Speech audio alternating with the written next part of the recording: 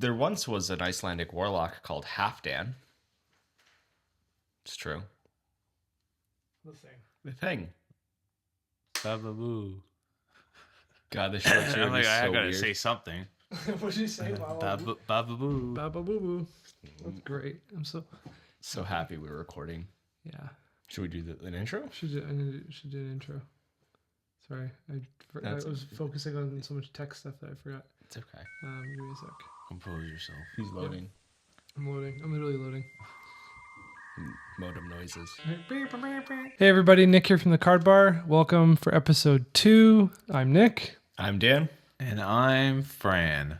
And we are going to continue our conversations just with, what's going on in the card TCG hobby world.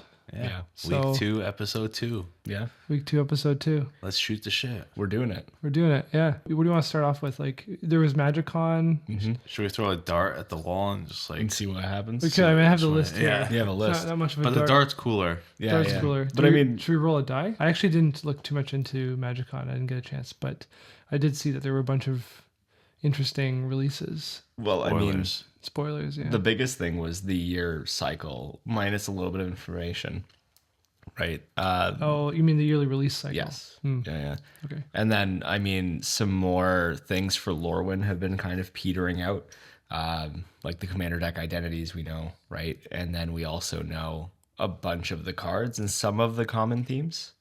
Okay. So it's really interesting. The art looks awesome. For Lorwyn. For I Lorwyn. saw a couple spoilers Yeah. for Lorwyn. Yes. Yeah. Merfolk. Yeah.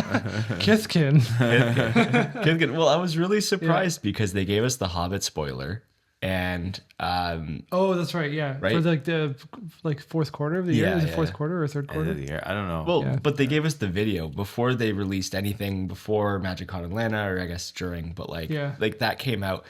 And I had a lot of people at the shop be like, Dan, did you see like the Hobbit might be a set? Like the Hobbit might be a set. And they're like, what do you think about it? And I'm like, well, it'd be cooler if we got Hobbit guest cards in Lorwyn. And I've been talking about this forever Because that is Magic. Lorwyn is Magic's version of Lord of the Rings. Lord of the Rings. Right? Yeah. Like, I mean, Was that confirmed or was no, that... that's it's like just- loose speculation. yeah, but yeah, like, yeah, okay. It'll but never the be themes are confirmed. so common, right? The themes are so, Yeah, I could see it. I didn't think about that back then when Lorwyn originally when it came out. Yeah. Well, I mean, because Magic was like the collection of, the favorite things. Yeah.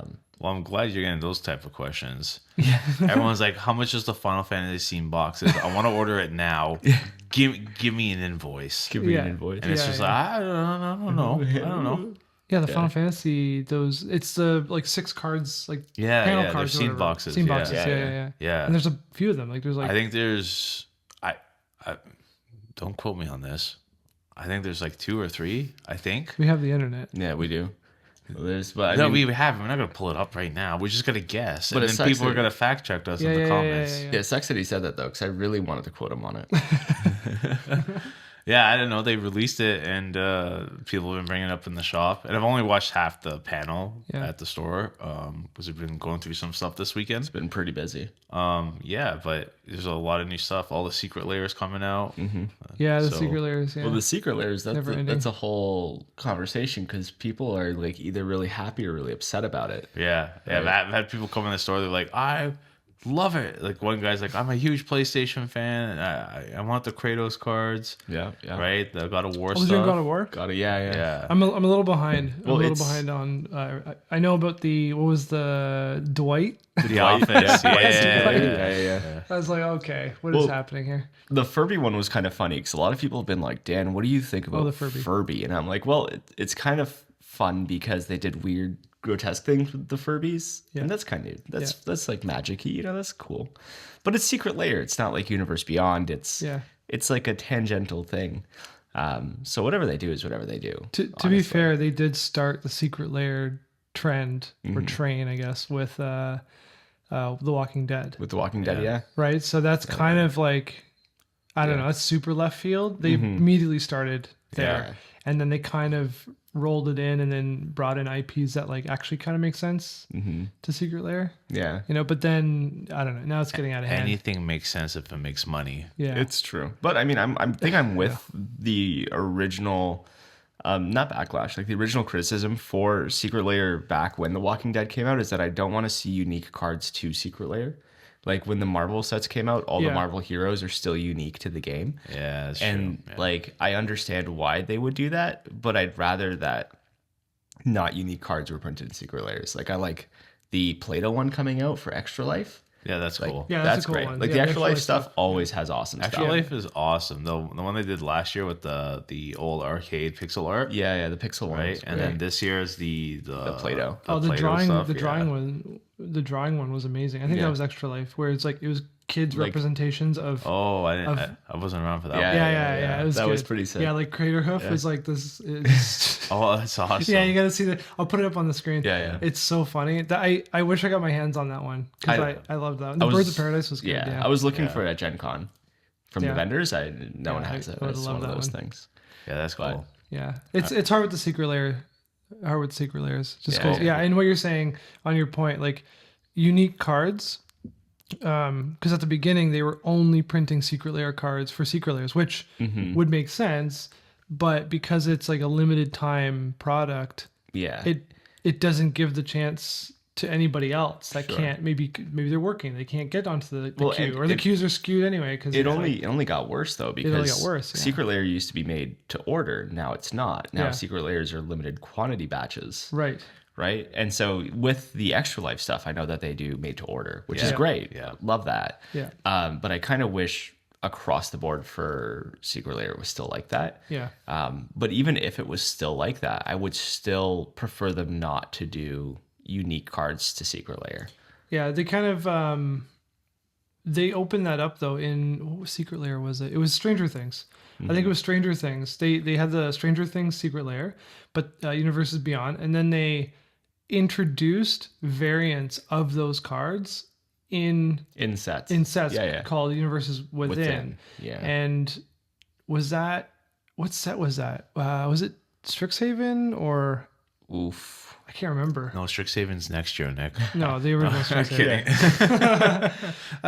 Anyway, it was in this like in the set slot or whatever, in the set packs, I think, and maybe they were in the collector packs. I don't remember, but I remember pulling those cards and the you had the little Secret Lair symbol on it or whatever, the flying star or whatever it was, and which was cool as a guest list to a set. That was a great idea, and I kind of wish they did that with Spider-Man with some of the Marvel cards that came from the Marvel Secret Lairs. Yeah, I guess it would be kind of you kind of know that it'd be Spider-Man. You'd have to make some variant that'd be like too alike, I guess. I don't know. I just mean that abilities. I don't know. Or just a separate art. Like there's so much art that I'm sure they probably own and have in reserve. Yeah, I don't know how that would work. Yeah. Anyway, Secret Lairs next year. Secret Lair. So that was a huge thing at MagicCon. Yeah, it was MagicCon Atlanta, right? That's Atlantis. Yeah. Frank kept saying Atlantis. It's like no, it's or Atlantic. Atlantic. Oh Atlantic. Yeah.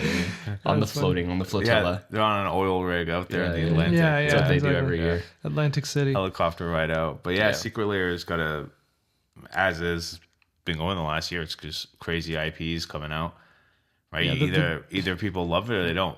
The Dwight one, the Dwight one really like threw people. I had someone come in the store and she's like, "I love The Office. I can't wait." Right? So like, that's what it's for, right? That is as much as people hate, like it's my magic and it can't change. It's like. It's drawing in new players. Like she's a new player. She's bought a couple pre-cons. She's getting into the game. Yeah. Right. Her whole friend group is like at the store now. Yeah. And they only came in because of these IPs like Final Fantasy and Spider-Man. And then they pick up some of she picked up the Animated Army, right, from Bloomborough. Yeah. And the writers of Rohan. Yeah. No. No, either way, they grabbed the Lord of the Rings pre-con as well, right? Yeah. So they're getting into Magic, and that's what people need to understand is like these IPs are taking in new players, which are buying product and funding, putting money into the company so they could do other things. Yeah, that's what I was just thinking. Like, as a player, it's like seeing these IPs just it feels like it's ruining the game. Right, like straight up, it feels like it's ruining the game. Like Spider-Man, we were making the joke. I'm gonna cast my Spider-Man against your SpongeBob. You know, like that's kind of the joke now. But from the perspective of a store, it actually is bringing people in, and it's selling. Like there are. So I love it. Yeah. So there's two sides to it, and I think more people should look at it from that perspective. It's like it is actually helping the game in a way. The game's just getting weird, you know. From that side, but I think as well, like a lot of times the conversation ends up evolving into the release schedule, the release cycle being so dense, it's right? Intense. And then people start talking. People start talking about how half of the year is Universe Beyond and half the year is. But like realistically, that's a lot of sets, right? Well, you see next year's 7 sets on the schedule. Yeah. Right. So I briefly saw the schedule, but I haven't been able to dive in. I haven't memorized it, but I haven't been able to dive in deep. All I know is that it's 7 sets. It's going to be a lot of sets. They're going to be pumping stuff out, and in between those sets will be secret layers. So it's a lot of product, and maybe some hidden stuff too, right? Like there's sometimes like a little hidden thing here and there. They could always come out and be like, "Here you go." I'm gonna circle back to secret layer. Did you see what happened last week? Earlier in the week, the Chaos Vault dropped, and it was $1 for lands. Ooh. No, I didn't see it. Yeah. It was like it came out of the blue. I walked back in the office and I saw the alert from Secret Lair, and I opened the website, and it was I think a set of 10 lands for $1. Yeah. Wow. Yeah, it just kind of it was exploded. It was gone. It was like I was like, oh, I'm gonna get myself some like nice Secret Lair lands, right? And I get in the car. Immediately gone. Yeah, I'm in the wait list for I think it was like over an hour, and then after it finally finished, it was like, nah, tough luck. Like try again next time. Nah. Yeah, see that's kind of a problem, right? That's a huge problem for a lot of people. Yeah. But it was kind of strange that they did that. I guess they just had an overstock, like an abundance. Yeah, maybe. It's a reminder that they're like, guys, this is really cheap to print. So Exactly. Yeah. Either that, or they're just trying to keep you like on their metrics, and they're like, respond to the emails. That's true. Well, actually, wait, no, we're in quarter 4 right now. No, actually, no, we're at the end of quarter 3. So which makes sense. Maybe they had to push some sales, right? Probably, yeah. Right. If they do their physical, I don't know if they do a calendar year or like their own, custom physical, but if it's a calendar year, it's the end of Q2, Q3. Yeah. Makes sense. Yeah. Was there anything else at MagicCon you guys like that you noticed? Did you dive into it? Like, I didn't get like a deep dive, but like I've been conversationally talking with everybody, and I've had the ability to like look it over and see what the cycle's like. I mean, like gauging on what's hype and what's not hyped about the year is kind of tough because, like we talked about, there's a huge diverse pool of Magic players now, right? Between people who are exclusive to Universe Beyond and Commander decks and that style, and then there's people who are like wholly on the Universe Within, and there's a pool of people who are kind of mixed, and they have tolerance between both sides. And there's people who are excited because of lore reasons, people who have no idea about the lore. Like Strixhaven is cool, and people who remember Strixhaven think it's really cool. But like a big criticism of Strixhaven is they kind of did it dirty with the whole Phyrexian War thing. But like we're gonna see how that goes, right? Yeah, original Strixhaven wasn't really that hyped of a set. Like right at the beginning, it was kind of like a meh, and then it kind of grew into this other thing. I think like it was fun in the standard scene, like and that's what drew it a lot of positive attention. I liked it. I liked it. I kind of started to enjoy it a little bit more. And the from an opening perspective too, having the archive cards or whatever. And Wizards pushed it like really well with learn to play events, and everything was centered around like the Strixhaven school, like learn Magic. Right. And I think that was really healthy advertisement push from that time, Well, and see if they do it again. Yeah. They even did D&D crossovers, like in Strixhaven almost immediately. It took them a little bit to do Theros and other things, but they were like, Strixhaven is something we want to push as the face of Magic at the time. Right. Yeah. So we'll see if they do it again. Right. I mean, I'm expecting some Harry Potter. Ooh, Harry Potter IP. Yeah. Well, Strixhaven is kind of the Harry Potter of Magic. It's the Harry Potter of Magic, right? Yeah. That's what it is. And everyone was talking about that, and there was some talk of maybe a secret layer. I mean, speculation, right? Yeah. Of like a secret layer. Were they doing secret layers then? Yeah, I think so. I'm pretty sure. I mean, listen, I can't remember. If there's a Kratos or a SpongeBob or Star Trek, there's got to be a Harry Potter. It's got to be Harry Potter. Yeah, there's got to be a Harry Potter. But it's going to be a guest list, and no, don't. But Harry Potter would make sense. Like a Harry Potter secret layer or whatever would actually make sense because School it's of Magic. School of Magic. It's within the world of it's fantasy. It's fantasy. It makes sense, right? Yeah, exactly. Yeah, but the whole set is Jeskai. Oh, God. Yeah, the whole reveals this weekend. I feel like the response has either been like it's really great. Like I had people come in the store were like, "Oh, you watched the video? No one cheered. No one did anything." And then I watched the video, and people were cheering. So I was like, I guess it's a perspective of which video did you watch, and well, I think it's all personal hype too. What people are excited for. It's also coming from the internet. Yeah. Like it's Well, the internet is always right 100% of the time. Every time. Always right. Yeah. Always right. Yeah. You ever Google my I have a sore throat and it's like you've got cancer. Yeah. Damn, dude. God. Sucks. Yeah. What is it? Diagnosis. Yeah. My Google PhD. Yeah. I'm really good at prompting. Yeah. That's how it is. Okay. So yeah, MagicCon we just dove into like about the releases and stuff, which is heavy. Yeah, obviously there's a lot. There's a lot. We didn't go to MagicCon. No. We didn't make it. Maybe next year. I was there spiritually. Yeah, they sent a picture of me in my place. You did ask me though. Yeah, I wanted to go. Yeah, you were like, you want to go to MagicCon? You know what? I really wanted to go, and it was a big release. Like a lot of stuff came out. I should have went. And it was also a little last minute. It was also very last minute. Trip planning from Canada is a little. Hey, next weekend is New York Comic Con. You wanna? Oh yeah, exactly. Yeah, you did mention that. But as a store, right, we should, as a store who's trying to be more involved, we should be participating in a lot of these events. I mean, we went to Gen Con. We want to go to Gen Con every year, right? Knowing MagicCon will happen, we should plan for MagicCon, stuff like that, because Magic is a big part of our shop, right? Yeah. And then maybe that also means trips to Warhammer World. Yeah, I'll go. Yeah, that's fine. Well, one of you has to go, and the other one has to stay at the shop. Well, Dan is the face of the store. He cannot leave. Yeah, you can never leave. You're tied down, sir. Dan, it was a disaster when you went to Gen Con. They should have just put a picture of me up in the shop. It was a disaster. It wasn't a disaster. Oh, it was pretty good. Everything was fine. Everything was fine. Yeah, tamed down. Everything was fine. Don't ask questions. Okay. Yeah. Let's get into this next one. I'm looking at the list here. We kind of briefly talked about Lorwyn. Yeah, we hit that a little bit. I'm excited for Lorwyn just because I remember that block. It was a 4-set block at the time. I believe it was like the first time they did a 4-set. It made a lot of sense for Lorwyn because of like Eventide. And, it was like Lorwyn, Shadowmoor, Morningtide, Eventide, or whatever. It was literally a plane designed for that. It had 4 seasons. Yeah. It was made of quarters. It was made of quarters. And then they did 4 sets. It made a lot of sense.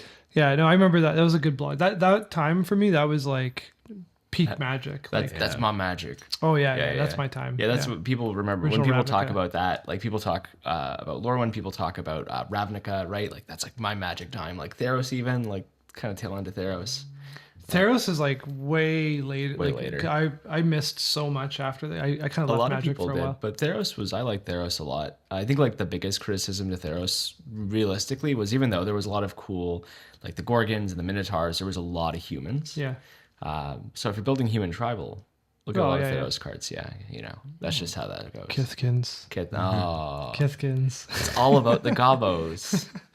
No, Lorwyn looks good actually. The frames are very reminiscent to Eldraine. Yes, the Eldraine frames. Yeah. I saw that Bitter Blossom. Yeah, the Bitter Blossom creature. Yeah. That also like Bloomberry. Bloomberry. Yeah. Bloomberry. What's Bloomberry? Bloomberry. It's the Magic sponsored cereal. Yeah. Bloomborough. Yeah, same kind of frame design. Yeah. Bloomborough, Throne of Eldraine. Those are really good. Yeah, because they visually represent Magic. Mm-hmm. Like it's like whimsical fantasy. Yeah, it's like whimsical fantasy storybook stuff. It's really nice. Yeah. So I'm looking forward to Lorwyn just from a previous Lorwyn player. And it comes at the tail end of the transform, not errata, but rules change, right? So now you know how there are. Owning a store, you have to think and hear all of it. I'm I'm in and out just because of what I got going on in life. So MDF things, right? MDF things, dual-faced cards that don't forcibly transform themselves now can transform with effects that transform things. Interesting. So what's the card? Is it New Moon Rising? The werewolf one or is it Moon Mist? There's a card that forcibly transforms everything on the board, can now transform like MDF lands. Seriously? Yeah. For sure? As far as I understand it. I gotta read this. Yeah. As far as I understand it, cards without forcible transform effects can still be transformed by other things that transform things. As far as I understand it. We'll look it up. Yeah. We'll get a big thing on it that says cancel or not. Yeah. But no, as far as I understand it, that's been interesting. Okay. So, but thinking about how Lorwyn is going to have probably dual-faced cards, makes a lot of sense if the set mechanic is cards that don't forcibly transform themselves, right? And then effects that can. Right. Interesting. So that's interesting. The transform thing can be weird. Like with Innistrad, the original one was okay. The second time, I don't know, it's just kind of janky. I don't know. I think transform's okay. I think like it's remembering, you know what it is, and I think that's the issue, especially in Commander, because no one barely plays transform cards. Yeah, like it's remembering that it's day and night, and you have to keep track of that. Well, that's like where werewolves, I think. Yeah, the day and night thing was like, I think that's messy. You know? I think any alternative tracking to the game makes the game a little messier. Yeah, rather than like effects that are. Exactly. Because I play a morph deck. I play Kadena. And like having that like. Knowing that you can flip things, but that's a different thing. I'm choosing it, or there's an ability that allows me to do it, but it's easier to work with versus like remembering that it's day and night and things have to flip. Things have to do it. Yeah, you're not missing any triggers. Yeah. I think with Lorwyn from the preview video I was watching, it's more thematic than it is like game mechanic thing. It's like one side is the Shadowmoor, and the other side is Lorwyn, the light and dark. And light and dark. That's what I got. More thematic for the player side. Like, do you want to play with this one or this one? That's what it looked like, and it was like, I think it's more of like Tarkir Dragonstorm, where it's like purely art. It's a borderless feature of a card. It's not every card's gonna have it. It's gonna be like the rare borderless features of I think the rares and mythics of some cards, not all of them. Yeah. They're really cool though. Really cool. No, it looks cool. It looks really cool. Can we petition to get art cards back in play boosters? Oh yeah, you love art. Fran loves art cards. Yeah, like he loves art. He actually collects art cards. He's into it. He's the guy. Everyone's like, "Who's this for?" It's for Fran. It's for Fran. Guess what? I don't have any Spider-Man art cards because they're only from collector boosters. Yeah. I mean, to be fair too, we didn't rip any Spider-Man for the store, and we're taking trade-ins this Thursday night. So, you tell me. Yeah, this Thursday night. Is it a week after? It's about a week after. It's about a week and a half, 2 weeks almost. Like the prices are leveling out pretty well. Yeah. Right, and that's kind of what we look for. If it's still super volatile, we'll still hold off. Out? Do you see? So there's the cosmic foil Soulstone, right? Okay. That's been going for like but that's a different. Yeah, that's a different thing. Let me finish. Right. Let me cook. Okay, cook. But the borderless feature with Thanos holding the gauntlet, the hit rates are so hard. That one's up to 1,800 USD. Wow. Yeah. That's insane. Yeah. That's how you know a hit rate is so low that a card like that has to be at that price. Yeah. That's insane. But I've mentioned this to a lot of people coming through the store. Spider-Man is a great set because the commons and uncommons are so useful, right? At least that's how it feels. Yeah, they missed the opportunity with the City Pigeon.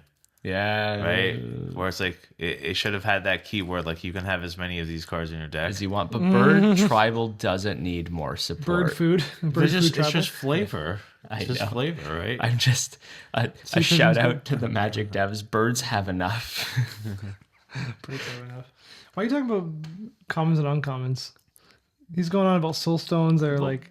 Yeah. I'm just saying that like the set is good for its commons and uncommons. The set plays well, at least in a limited format. There are some good cards, I think, in the set that could be played outside.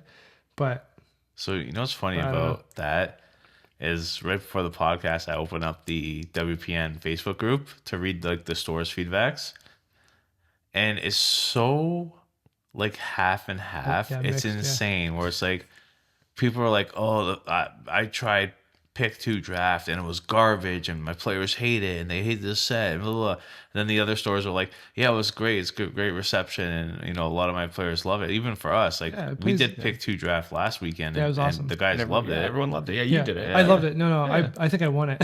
Yeah, I actually there won you it. go. Yeah, so that's why you loved it. No, I loved it. Kind of biased. No, but like the feedback's been so crazy, like in the middle, that I wonder if it's got mostly to do with social media and who people follow, right? I think that's what it is. Even one person mentioned, he was very neutral in his comment about like that was most likely the reason, where like it had such negative feedback on a lot of these high profile YouTube channels, where if people are following those guys and they watch those channels and they're, before the set even comes out, they're like, it's shit, it's garbage. I've never looked at the set. I've never driven a Range Rover before, but it's a garbage car, right? It's like exactly. You have that perception already before the set even comes out that it's a shit set. So when you talk about it, you talk about how it's a shit set, right? Or like pick 2 is it's not a good format. It's so bad. It blah, blah, blah. And you've never played it before, right? This is now going into Riftbound TCG, where I was demoing it at the store this past weekend. And some of the locals, some of the guys played like literally 1 or 2 rounds and went, "This game's garbage." Actually, I didn't say that. That wasn't me. I didn't say that. No. I had some stack the chain questions, but learning game. Which I will, we'll circle that. We'll get to that. But anyways, you gotta give something a chance. You gotta play it. Yeah, you gotta play it. Not just once, 2 or 3 times, and give it a chance and see how it really plays. And after the 3rd time, if you're like, it's just not good, I don't like it, then give your feedback. But if you're like 5 minutes into the game and you're already at this point where you're like, it's shit, it's garbage, then you didn't really try it, right? Yeah. No, exactly. That happens. This is a human problem. This isn't just not problem. This is like a human across the board problem, because we all get influenced by other people and influencers and whatever, and you just kind of, you have to remember to like, I let me actually try the thing, right? I did not look forward to Spider-Man originally. Playing the I said this in the last episode, I actually enjoyed the pre-release. I actually enjoyed it. I found it to be an okay set for limited. There are cards that are gonna be playable in other formats for sure. I wasn't looking forward to it though. I'm not like, I enjoyed Marvel and Spider-Man growing up, but like in Magic to me is just like, doesn't make any sense. However, playing the pre-release and then doing the pick 2 draft, the pick 2 draft, first of all, is a really, really great format, especially in the world of like 4-player games, right? I think it's a really good way, and it's 2 rounds, which is 2 rounds at 4 players. So, so you could technically do, in the same time frame, you might actually be able to do two full games, right? Two full draft events. So I think it's a really good format, and the pick 2 makes it really challenging. And with Spider-Man, I actually found it to be quite fun. To be honest, good. I liked it. I like how the cards play with each other. I like the mechanics. Are there issues with the set? Yeah, but it's a small set. I think that's also an issue too. But it's a Universes Beyond set, right? It's exactly what it is. But no, it was fun. It was fun. And I guess that leads us into Spider-Man. The Spider-Man welcome decks. This is not a topic I'm super excited about. I don't know what you're talking about. What Spider-Man welcome decks? There's a big issue with these welcome decks. From a store perspective, right? Yeah. So I mean, as a store, I dislike welcome decks being an exclusive item. That causes a lot of weird problems. It was very bad because they're meant to give to people who are coming into the game, to entice people to play Magic. But when an item is good, like just good for everybody and is a free item, then everybody is trying to get it. It's unique. It's a unique, strong IP. Just wild. Do you have an example? Like, can you give people who are going to watch this like an example of an experience you had at the store. Yeah, don't come to the store and say I want 6 welcome decks for me, my friend, my best friend, my dog's friend, and my dog's friend. Yeah, me and my we won't give it to you.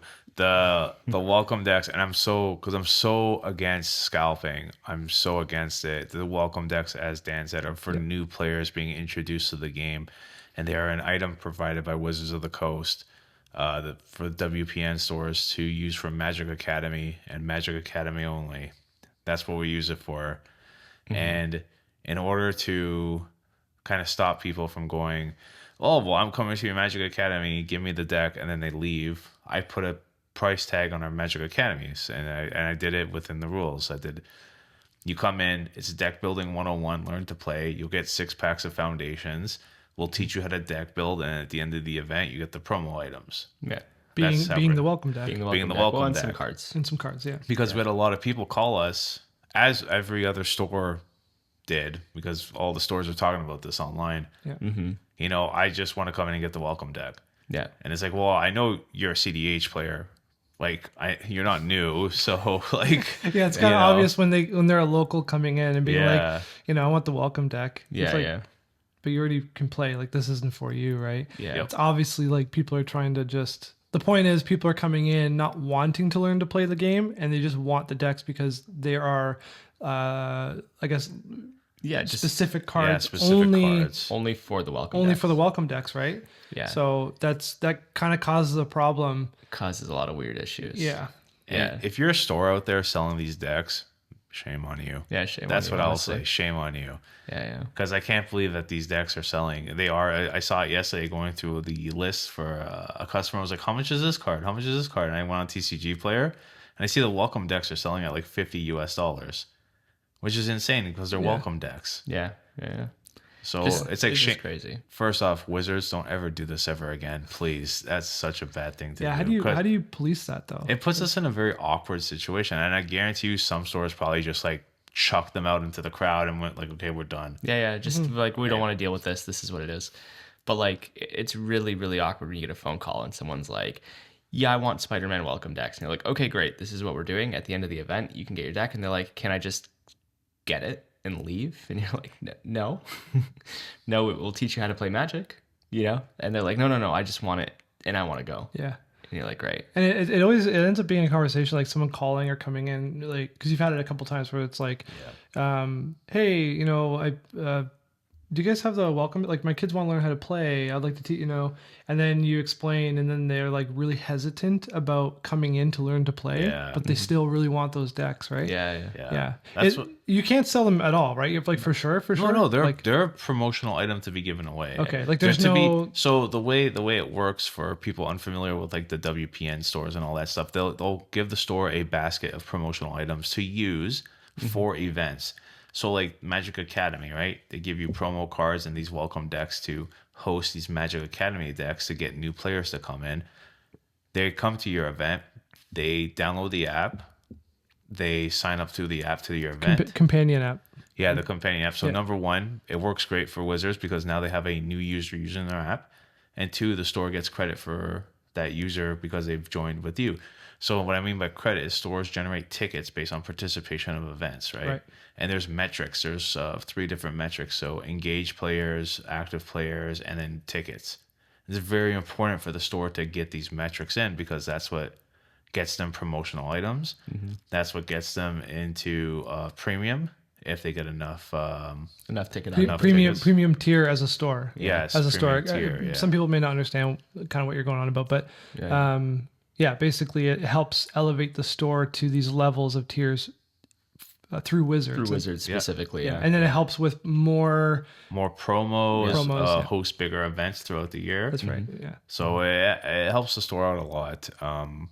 And yeah, these welcome decks have been nothing but issues. It's a lot of legwork, a lot of trouble, a lot of conversations. It's not legwork. It's more so like you don't want to get into fights with people. You don't want to get into an argument in the store with somebody, right? And some people have been very aggressive, I want to say, towards like, I want the deck. And literally, like, we had someone call the store and was like, do you have welcome decks?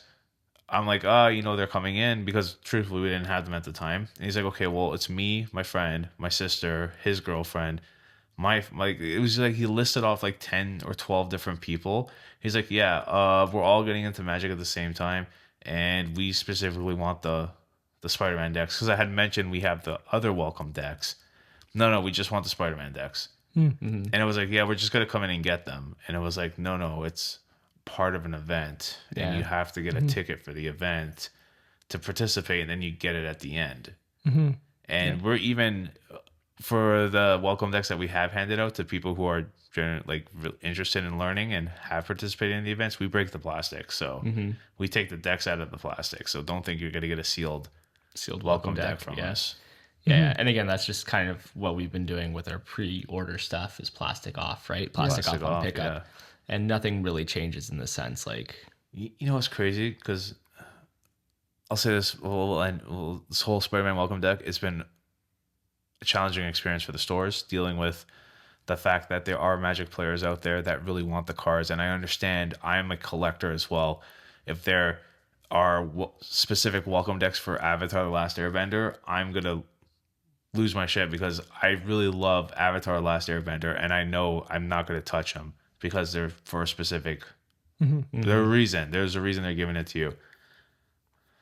But that's our rant. Let's get away. I don't want to talk about welcome decks anymore because it's such it's such an annoying topic. This is a kind of you kind of just alluded to it, but because of situations within the store, you actually don't allow anyone in the store, like who works at the store, which is you two and obviously Mike, to buy any product at all. That's correct. Yeah. This is a thing that I guess it's hard to police depending on stores. Some might get more product too, but you are limited with product. Yeah. But you guys don't take anything. Like you don't open anything for yourselves. Nothing. You don't. You You don't buy anything. Sometimes we get some packs here and there, but the rule. So our rule at the store is no new product for the first 2 to 3 weeks of release. If the product is still on the shelf, then you can get whatever you want. Yeah. But it's usually not the case this year. Yeah, exactly. Well, it hasn't really been the case since we started. That's what I mean. Yeah, this year. Right? Yeah, like there's occasionally a situation where maybe we'll do a friendly event or a friendly draft or something, and then the store will get packs for itself, and we'll jump in, right? Yeah. That's one thing. But like personally, like you're an Avatar collector. We've talked about this. I love Avatar too. The Last Airbender, not the blue people. Try. Still good movies. Still good movies. Not a set release from Magic. Not a set release. Yeah. Not yet. Not a sponsor. But like we were talking about this too. You absolutely love Avatar. You're looking forward to the set, but you're not going to buy anything for yourself because you've made it part of the store like policy that's like. Store very owners clearly we take care of the community first. Yeah. And my mindset, it doesn't look good if I'm going to be walking around with all the collector packs. Yeah, sorry, we don't have any. And then you're just like, look at my deck. It's all my Avatar deck. Look at my cool Avatar cards, guys. I've got the serialized look at all my and stuff. That's a personal thing, right? That's just my belief. No, it's good business. It's a good. That's what you're supposed to do. You're supposed to literally sell to the customer first. That's the whole thing. Yeah. Your reward literally is, and for other people, other store owners, like, I don't know, your business is your business, but like, your reward is literally being able to run a business and grow a community of people and get the product, and you make money on that. That's the whole thing. Like that should be enough, right? Yeah. Now, if you're a collector and you want, like, that's a whole other thing. You can do that personally, but like, you shouldn't really have the two. Well, you shouldn't jeopardize one for the other. You shouldn't jeopardize one for the other. Yeah. That being said, if anybody has any art cards, 8888 Kill Street, Unit 23B in Concord, Ontario, I will happily accept them. Well, they're not going to. What's the email address? Northern WarTable @gmail.com. Yeah, I feel like someone's just gonna show up. They just want to ship it. Yeah, you don't know. That's true. Yeah, they can ship it. It's like I love it. I love art cards. Someone's driving up from like, I don't know, Texas with a box of art Yeah, cards. who knows? Yeah, just drop it Freight at it the out, door. boys. Freight it out. Yeah. I saw you on the podcast. I got all these art cards for you. I'm literally working on master setting every set that has art cards that are gold signatures. Except for Spider-Man because it's impossible to No, get. I'm working on it. I ask people all the time, "Hey, did you get any art cards you don't want?" Oh my god, that's funny. Oh, you know, it's true. A lot of people toss them, so it's Oh, that's so funny. Yeah, but yeah, the welcome decks. Yeah, I we'll hope they get never away do it from that. again. We'll get away Yeah. from that one. I'm curious actually. I'm curious what people are saying about welcome decks. Like maybe there's other store owners. Well, you've mentioned there are other store owners that are not happy with Annoyed it. by it. Yeah, and then there's going to be some that are not going to say anything because they're the ones selling the decks. And Okay. Yeah. So you see that on Facebook Marketplace on the Magic Facebook group, the selling group. Someone's like, "Oh, I had a store and it's out of business, so I'm selling these welcome decks." And people are like, doing like the really, like, oh yeah, you're selling those decks. yeah. It's interesting. Yeah. that's wild. Anyway, we'll move on. But greener pastures, Greener pastures. We're going into my happy place now, which has become Killteam in this whole like. I was gonna go to Riftbound. You're gonna go to Riftbound? Okay, let's do Riftbound. He Yeah, alluded we're to just Riftbound. yeah. Let's do Riftbound. But no, you know what? It's your show. No, Killteam. No, it's your Yeah, it's your show. show. No. Yeah. Spider-Man No. memes. It's our Our show. show. It's our show. It's No. everybody's show who comes on. We'll circle back to Killteam. I just have joy in it. But, you were like super pumped about it. Love it. Do you want to talk about it? We'll go Riftbound first. Okay, Riftbound. We'll Yeah, clean sure. up. We'll clean up. I'm going in order. Killteam's right after Riftbound. It is. No, we did talk about Riftbound. That's why it's okay. If anyone is interested in doing a Riftbound demo for the new TCG game throughout the entire month of October until release, which I think is October 30 or 31st, we are hosting demos in the store. Yes. Friday, Saturday nights might not happen for demos because it's really busy, but come on by, ask us if the store is full. Obviously, we can't because we don't have table space, but if it's not, we'll set up a spot and you guys can play. There is an exclusive Timo card. Timo is shipping. Timu's a show website. So huge disclaimer, I don't play the game. I played it a few times. I don't play the game. I don't know the lore of the game. I don't know the characters of the game. I just run the shop and I'm learning the rules to host demos. Fran is back end. Me and Nick Yeah, we took played. it out. We played some played. games. It's not bad. It's not bad. Some confusion in the rules. The rule book that they give you for the demo is not great. It's a little confusing and has a lot of questions. Yeah. The rule book on the website, the PDF, that's like 40 pages. Fantastic. Very clear. It explains everything. Because it's 40 pages. Yeah. 40 pages. Yeah. Well, I mean, like we talked about this before, though. Like the demo kit may have been written earlier. Things may have. No, it's the like, marketing team. The yeah, demo kit. probably the marketing team. The demo rulebook looks great and it's very quick to the point. And for the average consumer, they're going to get right to it and just play a game, and they're not going to worry about the ins and outs. The average player. The average. What did I say? Consumer. Average player. Average consumer. Yeah, whatever. Yeah. And but there's a lot of questions. Nick is an old school Magic guy, so there's a lot of questions about the stack and priority and how does this work? How does that work? And so we have to get into the nitty gritty, which is important because when you're teaching people how to play the game, you want to teach them properly. Yeah. You want to be able to break down the game when the interaction happens. You want to easily be able to break down the game so you can go step by step to explain how something works. Well, I think we do this more importantly, from my experience with Magic, it's more important to explain why you can't do things. Yeah, why you can't. Yeah. Right? Why you can't. And anyway, so I definitely was making it more complicated than it was when we were trying to figure it out. But yeah, I had some questions. I still am a little finicky on the chain stack, but to be fair, it's because they have a spell. They have spell cards, but spell cards can have unique tags that affect the chain differently. Yeah. Right now, it's not super complicated. It's like a spell can be used during a player's turn, which opens a stack that a player can respond to with a spell that has reaction. Yeah, there's there's like a really specific window. Yeah. And anyway, I had some questions about it, but you were in the front end that day. Yeah. You were like, I'm teaching this. I got to learn this game. Dan is not learning the game. Not yet. Fran's been pushing on the demos, which is great. We need to push on the demos. Because you have to. There's a time frame that stores have to register events and host events. And if they don't, then the Riftbound team will be like, hey, he's not really interested in the game, and they will just not put you on the list, and you need to be on the list to get product. Fran plays by the rules, guys. He does. Yeah. He's a stickler. I read the rules. I follow the rules. Yeah. But we're also operating the store, and there's a lot happening. Yeah. So it's always tough to juggle everything. It's a lot going on all at once. Yeah. But yeah, it's in my opinion, I think it's a fun game. I think it's something you pick up and it finishes pretty quickly. I think once you get the hang of it and you actually play through it, it's like 30 minutes maybe. Yeah. That's usually the case. Learning the game is always a longer experience. Well, 1v1. Yeah, 1v1. 1v1. Yeah, I haven't played I haven't played multiplayer yet. Yeah, they have 3-player and they have 4-player, but I think there's like different. Oh, a 4-player 2v2. Yeah, and then 4-player like free for all. Yeah. It seems really interesting. The game actually plays well once you get the hang of it. It took me a couple of games to like kind of like sit into it. Yeah, to get comfortable with it. I like the rune casting. I think it's called rune casting. They're basically their resource system. How it's in a separate deck. I prefer it that way actually because you never get resource screwed.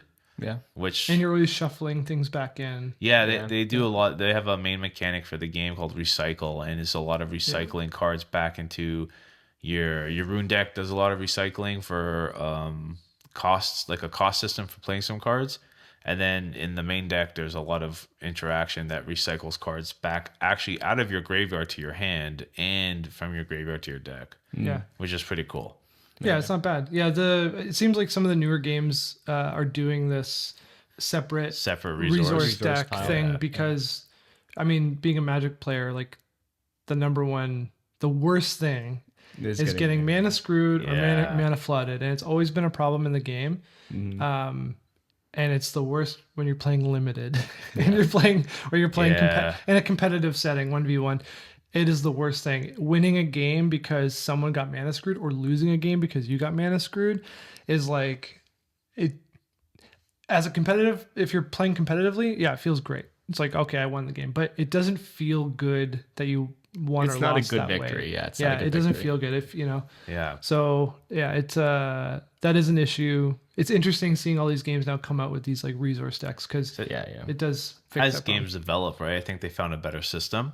Yeah. Right. They want to keep resource in the game.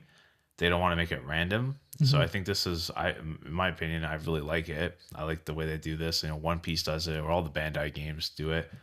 I think it's cool.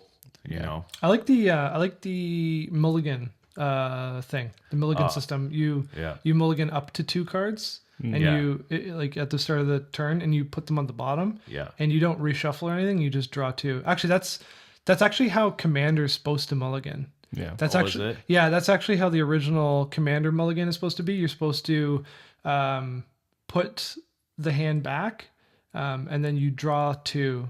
Or you draw your 7, your first 7 back, and then the rest go on the bottom, I believe. That's like the original. Okay. That makes sense. But nobody does that. We always just like, reshuffle. Everyone's looking for the combo pieces, right? Yeah. That's a problem with Commander. But I like that. I like how you're only allowed to mulligan up to 2. You put them on the bottom. You draw 2. It's really simple. Yeah. So for new players, it's like straightforward. There's no the Paris mulligan where it's you draw 7, you scry 1, there's all these rules, right? I mean, it's just good. It keeps the game clean. Keeps the game clean and fast. And you only get 1, and it's like because the reason for that is the resource deck is separate, right? And other cards can. They can't be utilized as resources, but the costs are generally low enough, and it's I don't know. I think it's well put out. I think it was a well thought out game. I've only played with the champion deck so far, the one that they provided to us. So I don't know how crazy the game can get to, which I'm sure it can get pretty crazy combos out there. Yeah, of course. Whenever you deck build, you always get more consistent, concise combos, right? Yeah, starter decks are not meant to be ultimate championship decks, right? Yeah, just learning decks. Yeah, exactly. They're just to learn the game. Yeah, play things, play the game. Yeah. Yeah, like I played Volibear, which seems like a ramp.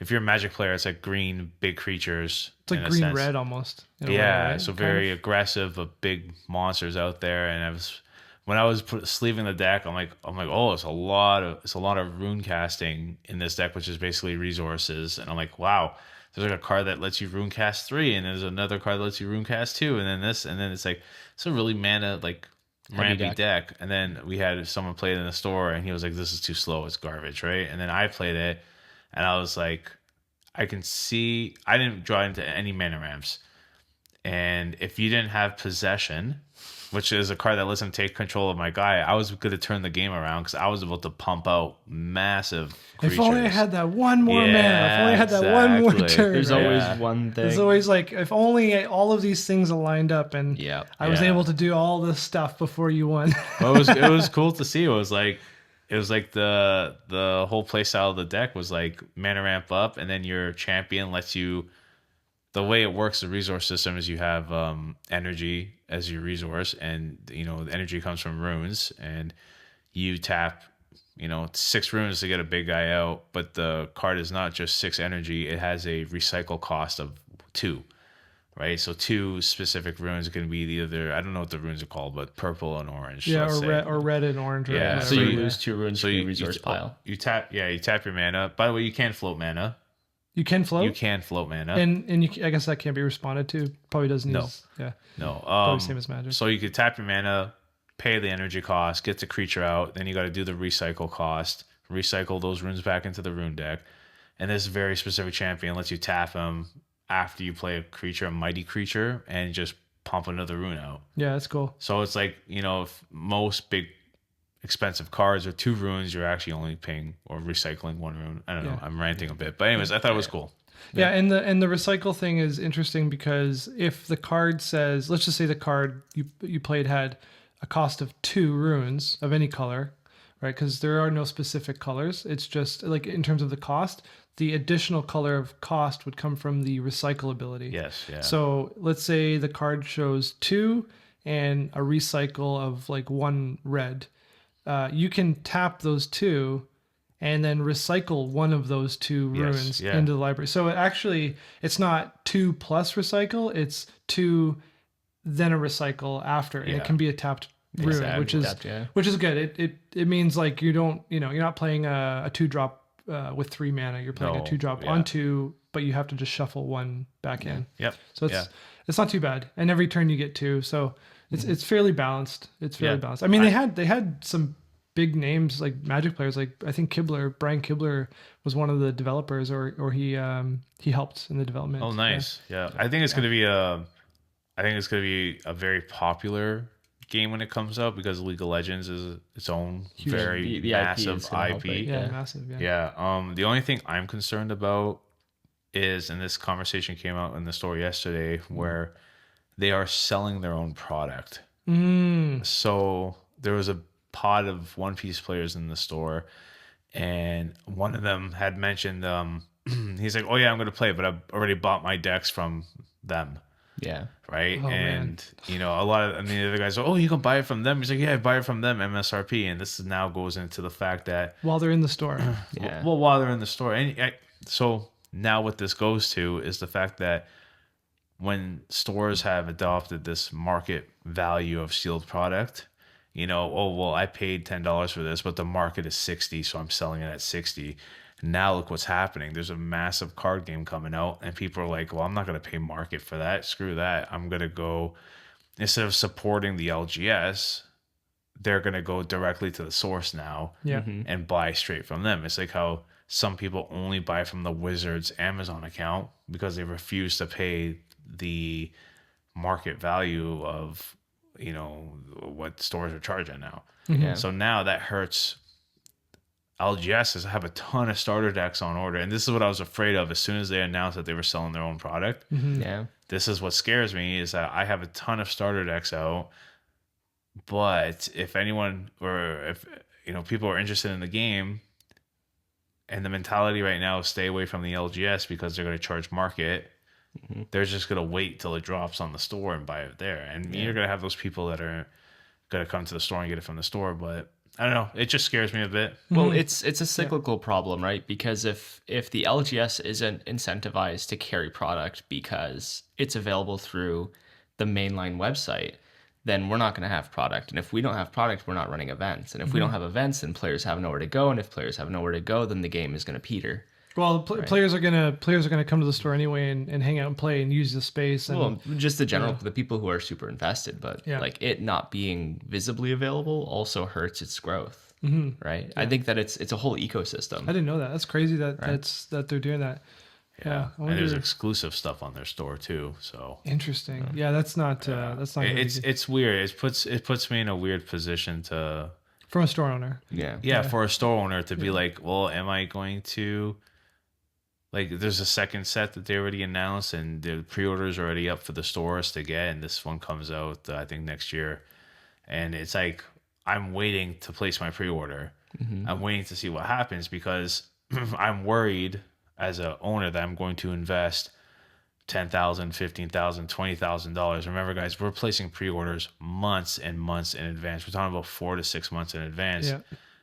So we're making a decision based off the community feedback. And if the community feedback is I'm just buying straight from them because it's easier for me and I don't have to worry about getting screwed on the price, I'm probably most likely not going to invest 5 to 10 grand on products because I don't know if I can push it. Yeah, because at the end of the day, too, it's still a business. We buy, we're a business. Yeah, exactly. Right, like we can't just buy things and hold them forever. Like Lorcana. Well, Lorcana has been. I blame Ravenburger for that. Ravenburger. Yeah, say it. We're working on growing our Lorcana community. Like if you're interested in playing Lorcana, come by the store. We're holding a championship in October. But.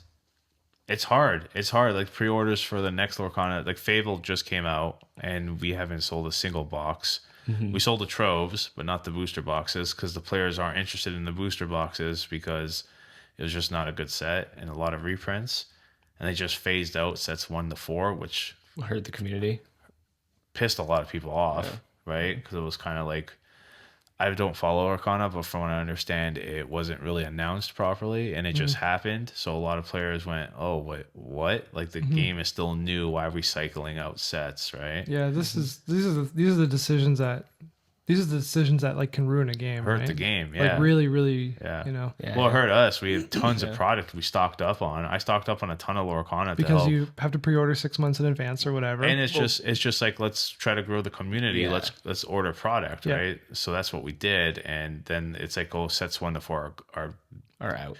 Yeah, you can only use reprinted cards now, and it was like, all right, there's X amount of dollars in product that's out the drain, right? Yeah. And now we have to figure out how we so it decided, well, okay, let's try to recoup on some of the costs. How are we going to recoup the cost? Well, you sell the product at cost. People still not interested. I asked the Lorcana people, not interested. So crack the packs, find the reprints, sell the reprints online, try to recoup as much as you possibly can. You're never going to break even, but if we can hit 30, 40% and recover some of that funds, perfect. What happens when we open a box of Inklands? Half the cards are damaged. All the corners are pressed in. Oh yeah. Wild. And do you have photos of that by chance? Do you have any? I have to see if I still have. Did you take any photos? Because if you do, I'll put them in. I'll have to find. I don't know if I deleted them because I clear out my photos every so often. I think 8 packs is 24-pack box. So one of the corners was completely damaged, and I called the distro, and they were like, "Well, it's been too long, right?" And you're right. It could have happened during shipping. It could have happened in the store. It could have happened in manufacturing. Yeah, we have no idea. So half that England's box was basically done. No one's gonna buy damaged Lorcana cards. And you pulled it enchanted, right? So I was gonna say, then the second box I pulled it enchanted, and it was damaged. Great. So it was badly damaged. Yeah, and that obviously it wasn't from you guys. It came. No, it came like that out of the pack. So it looked like it was from the cut line. It looked like something got stuck. Maybe the blade wasn't sharpened. This happened with Bloomborough too, where the card is, something damaged the top of the card. It literally QC. It's a QC quality control problem from the printer. So it just got packaged, and then that was it. So it wasn't dropped. It wasn't like a dropped box or anything like that. It was quality control. Yeah, definitely from the blade. That's something stuck on the blade. That's brutal. So that happened, and me and Daniel kind of looked at each other and we went, well, it's a good thing we didn't sell this ink lens box to a customer. Yeah, that'd be the worst. Yeah, go home, open the box. All the cards are damaged. Not all, but 8 out of 24 packs. One being an enchanted. And then they come back to the store, and we would have been like, because for us, if you had taken the stuff home, ripped it home, came back to the store, it's like we have to question it. We have to question everything, right? Yeah. Once it leaves the store, it's like you don't know that the customer, damaged the box or did something, and or just bringing you damaged cards. Yeah, like you have no idea. Like you don't know. Like you don't know. And I know we're talking about Lorcana, so this actually happened in the store once when we were first starting up. We had these guys come in the store, great people. I have nothing negative to say about them except for this one story. And they bought, it was like $1. It was a Pokemon card. It was $1 card. And they left the store. They were gone for a while. Then they came back a few hours later or something. And they go to Dan. They go, you sold us a fake Pokemon card. Mm-hmm. And Daniel was like, what? No. He's like, this not. It's like, where's the card? And they're like, no, you sold us a fake Pokemon card. We destroyed it, got rid of it. And Dan was like, well, why didn't you just bring it back to us? He goes, I would have checked it for you. He goes, I'll rip it and check the core. And the guy's like, no, we destroyed it. We got rid of it because we didn't want it in circulation anymore. It's like, okay, that's honorable thing to do, but bring it back to the store because, obviously if we made a mistake while taking in cards and we want to know, but at the same time, it's $1 card. We're not going to, run our name through the dirt for $1 card, right? So, Dan ended up just giving him $1 and just going, all right, here you go. Like, we're not going to argue about this, but it's like, if you buy a product that's fake from a store, bring the product back to the store, right? Because or they're hustling, they're trying to hustle, or they're just I mean, or they made it up for $1. I don't know, I don't know, or they don't know what they're talking about because the amount of things I've seen on Reddit where it's like, hey guys, I sold this card online and very expensive cards. The seller says it's fake, and then they peel back the card, guys. I'm going to tell you something about Pokemon cards. They're stickers. They're the older ones, especially the older ones. You can peel them off the card. Do your research. Don't just buy a $200 card and peel it off the card and go, look, it's a sticker. Yes, that's how they were produced back in the day. Quality control in the late 90s and early 2000s was not great. Look at some of the older cards and see how off-centering most of them are. Yeah. So bring it back to the store. We'll take care of it there. I didn't know that. They're I guess they're kind of originally the way they were printed. It's the way they were printed. They're printed on top of this what's the product? What's the material called? It's like a sheet. It's like a sticker sheet almost, and it stick it onto the cardboard. Right. And because the older cards were, not a good adhesive, you can peel it off. Peel them. Yeah, you can peel them off. Interesting. I'll have to find some Reddit posts to show you because there's an old school, I think it was Haunter or something like that. It's worth quite a bit of money that someone posted on Reddit. The guy peeled the card off and was like, oh, I'm going to get my money back from eBay and everything. And the guy's like, this gets authenticated through eBay because of the value of the card, right? He's like, you just ruined a good card. Interesting. Yeah. That's funny. I'm no Pokemon expert. I'm no card expert, but I do rely on the other experts online to kind of guide me through things. And when I read posts like that, and it happens quite often, it's like, if you're going to jump into the hobby, do a little bit of research first before you start damaging product. Yeah.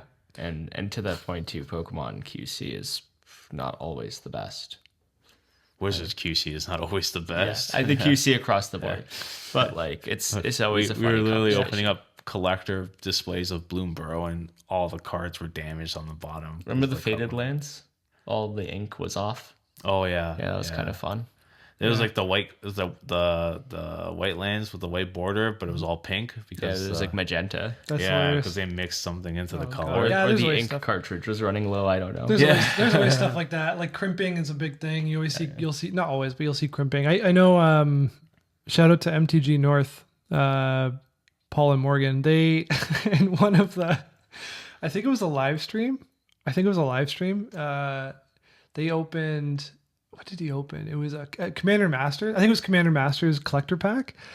And it was mostly crimped, and of course like the big and a lotus. He pulled a jewel lotus. Obviously is banned, but like but it's still worth a little bit of money. Still worth a little bit. It was everything was crimped, like everything. It was wild to see. Gross. Yeah, Wow. it's like pretty bad, and that's like and that's an 80 Canadian, $100 Canadian booster pack. Yeah. Of cards, like 15 cards cost like $100, but mind you, getting like a crimped card at like a jewel lotus, a crimped card, like some people collect that stuff. They want all the misprints and weird, the misprint, misprint gang. But like, it's still not good.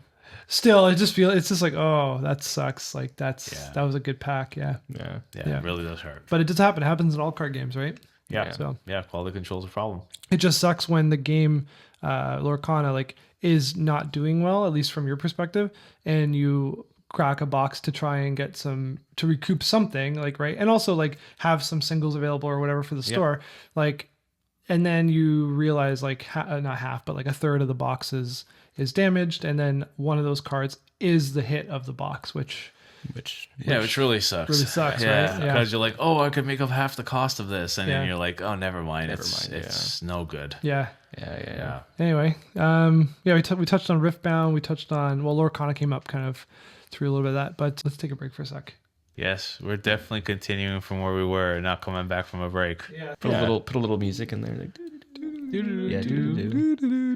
We're gonna talk about Killteam. This is Dan's, like he's been ready. He's been up all night. Happy place. He was laying in bed like, oh, I can't wait to talk about Killteam. Well, the last few weeks I've been like trying to get into Killteam, and that's it. That's your time. Time's over. That's all you got. That's all you got. Okay, next. So we're gonna talk about Warhammer. Warhammer Killteam is a format, right? Technically it's its own game, but it's played with Warhammer 40k models. Again, technically, because when it came out in the beginning, you were supposed to build a kill team with models that were available in 40k. That was like first edition kill team stuff. And then the game changed over time. Like it was re-released is I think too hard of a term, but it was like new edition. And in the new edition, they came out with specific forces.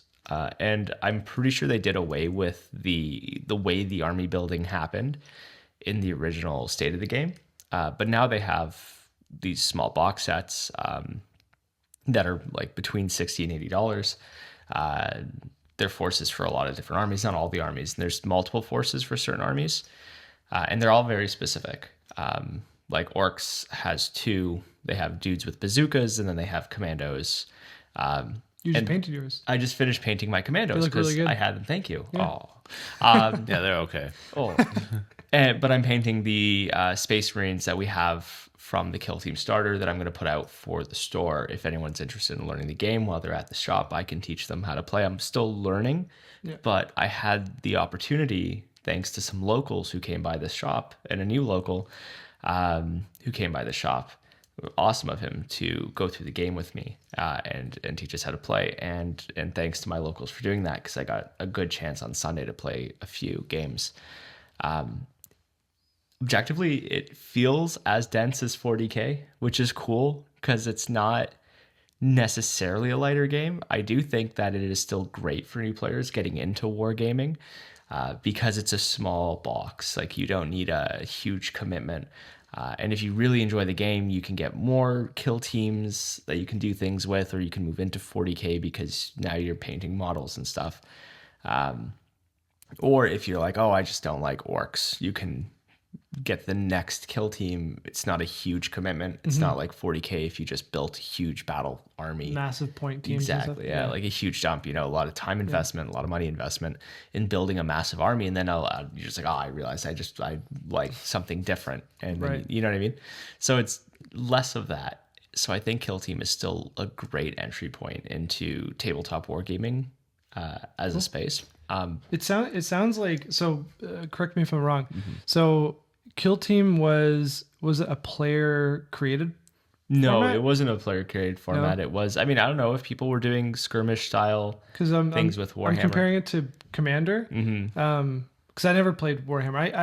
I had like a small Necron force or whatever, like years and years and years ago, and I never really got into it. But I'm comparing it to Commander because it's like, you know, it was a player started format, and then it turned into a thing where then, you know, they're now making Commander decks. So it kind of seems similar. Like, I mean, I think realistically, from my knowledge of like the wargaming space, I think what ended up happening some years ago was there was a lot of indie development for skirmish style games, and that became popular because of what we were talking about, the little commitment. You only need a few guys. And that was around the era that like 3D printing really kicked off. So a lot of these companies did like 3D printing file formats you can get for free or you can purchase through their Kickstarters and things like that.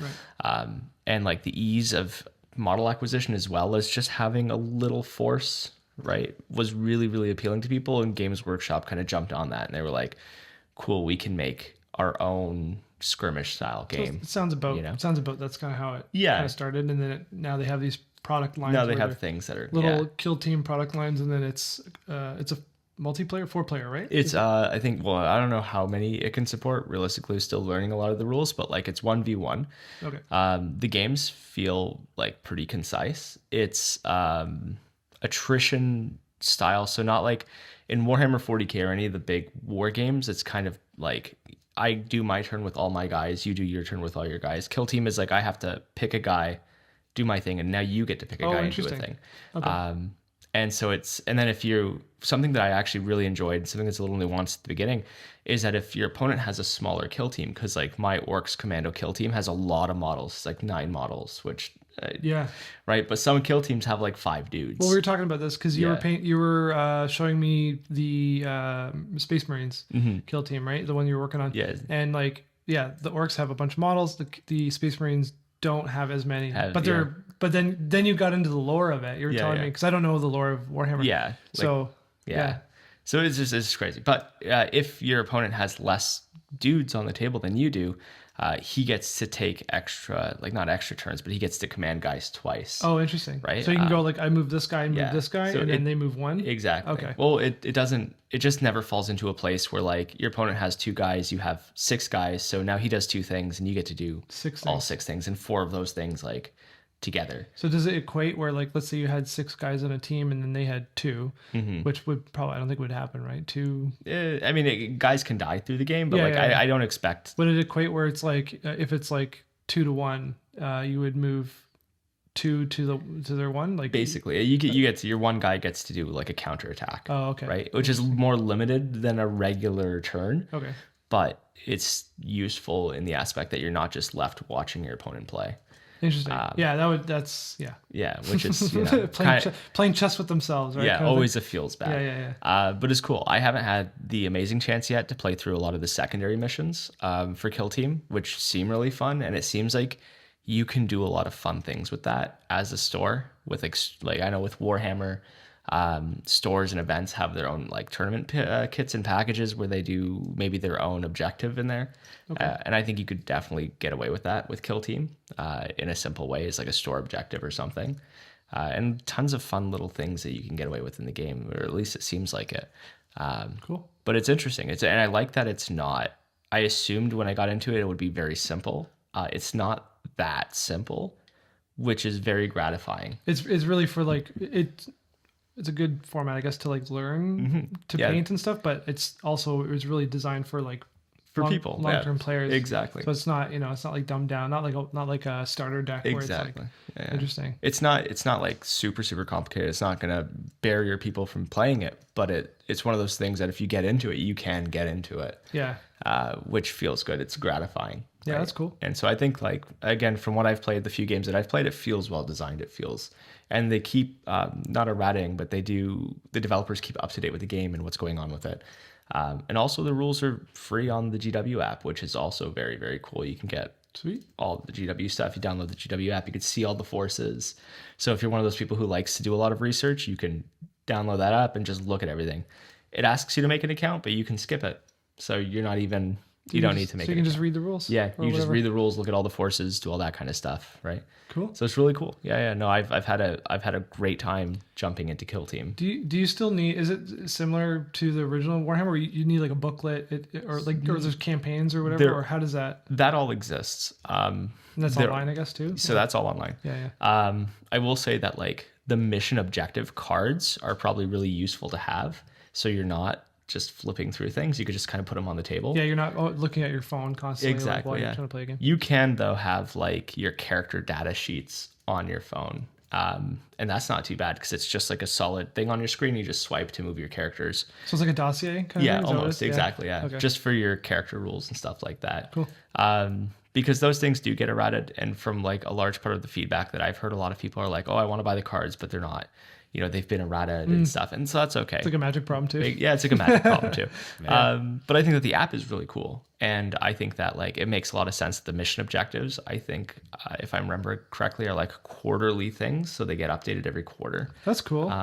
That's cool. Yeah. So they're constantly updating the game and like different.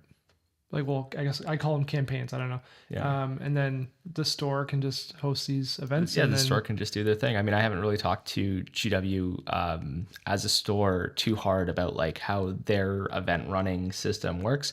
GW's always kind of been hands off, so I don't know how they. No, it's just the store runs it. There's no like app to sign up. There's no. Yeah. It's not like WPN. It's like you buy the store and you run the events at your store, right? Mm-hmm. Yeah. Or you don't run an event at your store. Do you think it would make sense for them to do anything like that? No. Yeah. No. I think they don't do promo kits and stuff like that, right? Yeah. Mm-hmm. All these other places, Warhammer players go out to stores to play the game and have fun, right?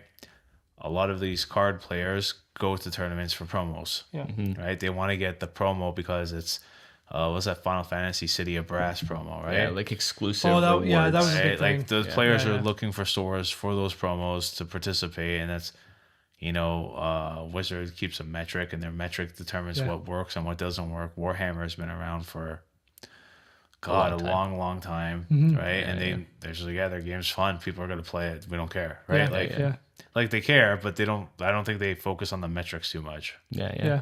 I guess they don't. They don't really have to. It's a pretty committed player base. It seems. Yeah. Well, people like we often talk about it. People who often come in for Warhammer are like, they know what they're looking for. You know what I mean? It's not like this is a difference tabletop gamers versus TCG players. TCG players. Yeah. War gamers versus trading card players. True. Yeah. Because like a Magic player will come in the shop and be like, Dan, I really want to build a deck, and you're like, all right, what do you want to do? And they're like, well, I really want to build a deck, and you're like, cool. That's what precons are for. That's what precons are for. Pick your favorite. Pick your favorite thing. Yeah. But people are like, I just want to build a deck. It's funny because before we opened the store, that's like a decade ago, we talked to some shop owners that were like, we don't really like wargaming. We prefer trading card players because, for every table of wargamers, you can fit 4 to 6 trading card players. And they spend more money and blah blah blah. And it's like this whole like reason. And then when we opened this store, talking to a buddy of mine who owns his own store, very successful. Yeah, shout out to System Minis in Hamilton, Ontario. If you're looking for wargaming, he's massive. Probably one of the largest wargaming stores in Ontario. Tista Minis, right? Yeah, Tista Minis. And who runs it? What's his name? Dave. Dave at Tista Minis. Yeah, we knew him from when we were a Warhammer podcast. Mm-hmm. Yeah, he talks about like he loves wargaming people, right? Because they come in, and another store is up. I've watched a YouTube video recently, a store in Toronto, where they talk about they were a TCG when they first opened. They did TCGs and wargaming, and then they cycled out of TCGs, and now they're back into it just for sealed product. But the whole point of that is that when a wargamer comes into a store, they know exactly what they want. They walk in the store, they grab their product, they go to the counter, they pay for it. They're like, all right, I'll be back here later this week to play a game. Yeah. Mm-hmm. And I'll see you in 6 to 8 months. Like seen it. Yep. 30-minute transaction. They're buying hundreds, if not thousands of dollars worth of stuff. Trading card players, who I love, I don't have a favorite. They're just more, you need to be more hands-on with them. They come in, they want to go through, let me open the pack, let me look through your bulk, right? Especially the guys who come in to look through bulk, and they'll spend 30, 40 minutes and they'll pick up $5 worth of bulk. Unfortunately, what that equates to is 30, 40 minutes that Dan has to be out there talking to them, because you're not going to leave people by themselves, right? It's like, oh yeah, see you later, right? And you just walk away. It's like you got to chat with them. You want to talk to them. You want to see what's going on. They're deck building. Yeah, they're asking questions. Yeah, and they're not like I'm only coming in to spend $5. It's just what the value of the cards are. Yeah. Right. It's not on them. It's just what they are. But you'll spend an hour, 2 hours with some people who spend maybe $20-$25. Right. And again, it's just the industry. It's just what it is. And that's why some stores, if you go watch their YouTube videos, some stores specifically cater or aim themselves and develop their store specifically for wargaming. And that's it. There's some stores out there, like this one I watched recently, it's mostly wargaming. Then they have sealed and they don't deal with any singles. They don't take in singles. They don't sell singles. Cataloging takes a lot of time, guys. Cataloging takes a lot of time. And I've been spending 2 days from a trade-in. Some friend of ours brought in his old Magic collection, Torment, Onslaught, 7th edition, and Prophecy. Prophecy. Yeah, Prophecy. There's some things in there. I've been going through the cards. I'm still not done, and it's been 2 days, probably maybe 20 hours worth of work. And that's not even including the upload. Well, it'll all be one shot. It'll all be one shot. But yeah, it's a lot of time to go through the cards and grade them. Make sure they're condition them. Yeah, exactly. As opposed to if we were like a wargaming store, it's literally like they come in, and go out. And then I guess just from purchasing side of it, is it's a lot easier to purchase wargaming stuff than it is for trading cards, because trading cards, as we mentioned earlier, you're pre-ordering 6 months, 4 months in advance. Well, look at our time with Monument Hobbies, right? We just got Monument Hobbies paints in the store. It took us 3 days to get that ironed out. Yeah, it's pretty quick. Yeah. But Ravensburger took us 6 months. Yeah, right. Trying to get approved, like Pokemon Center. Yeah, I put it in our application months ago. I sent an email inquiring about, hey guys, I put in an application. So it's not just the consumer side; it's also the distribution end of it. This is the business side now. This is it all leads together, right? One without the other, you can't. You need both, right? Yeah. So what you're saying basically is right now the store is mostly catered to TCG players. Yes. Right. Which is fair, and the TCG community is great. Yeah, we love our community. I'm a TCG player, and I'm not a wargaming player. I used to be, but not anymore. And what they're basically saying is the community in the wargaming side is just a little more. They come in, they know what they want. They're more efficient. They understand. For some reason, they understand the value of the time in store and what that means for the business itself. I don't even want to say it like that. I don't want to cut you off, but it's easier for them. It's easier for them because they come in and they gotta buy the 2-3 models that they need. Right. Okay. When you're deck building, it's different. You need the 100 cards. 100 cards. Right. Yeah. Okay. So based on the product, they okay, I see what you're saying. Yeah. So I misspoke there, but that's okay. Yeah, I don't want it to seem like, TCG players are annoying. I mean, some of you. No, I'm kidding. I'm kidding. No, but it's they buy 5 things equals, if you play wargaming, it's like a couple $100 worth of stuff, right? $200-$300 worth of stuff. Yeah, it's not cheap. Yeah, but again, they know what they want, right? They know I'm building a Drukhari army, and I'm gonna get troops, I'm gonna get heavies, I'm gonna get transports. They walk in the store, you have everything I need. Here you go, cash me out. I guess because they're limited. They're limited to what they you can get this product and this product, and you need both. That's it. That's exactly. it. Okay. And there's also no variants. There's not the rarer version foil of the bottle. Oh, does this box come with the hollow? Yeah, the borderless foil. There's nothing to consider. There's no collector box of troops. That's true. Yeah, you're right. Yeah, it's literally in and out, right? And most people will come. They know the paints they want. Yeah. They know the colors they want to paint their guys, and they'll come in. They'll ask, how's the coverage for this? Or, do you have recommendations for this color? Yeah, exactly. But that's about it. Yeah. They know what they want. They know the glue they want. They know the tools they want. Yeah. They know the models they want. So it's very easy. They just come in and out. And they already did the research coming in. So, I guess. TCG player is more of a smorgasbord of you're coming to sit down for dinner. Yeah. Right. Like, yeah. You're coming to sit down for dinner. We come up to the table. Hi, how can we help you today? Right. Well, I'll take a command tower with a little bit of Soul Ring. Right. Yeah. They're ordering. How spicy is the exactly. command tower What's today? the house special today? Yeah. What's the house special? Oh, what do you recommend? Right. Like, there's it's a lot. true. There's a lot more. There's a lot more service in that. Yeah. There's a lot more involved. Way more involved. Yeah. I've seen it. I mean, I've seen it as well. I'm a TCG player. I'm in the store, but like I've seen it with the Warhammer community. They're in, and they want it. They chat. Like it's not like they don't just. They hang out. Yeah, they do hang out. They want to hang out and they want to be there and talk with Dan and like.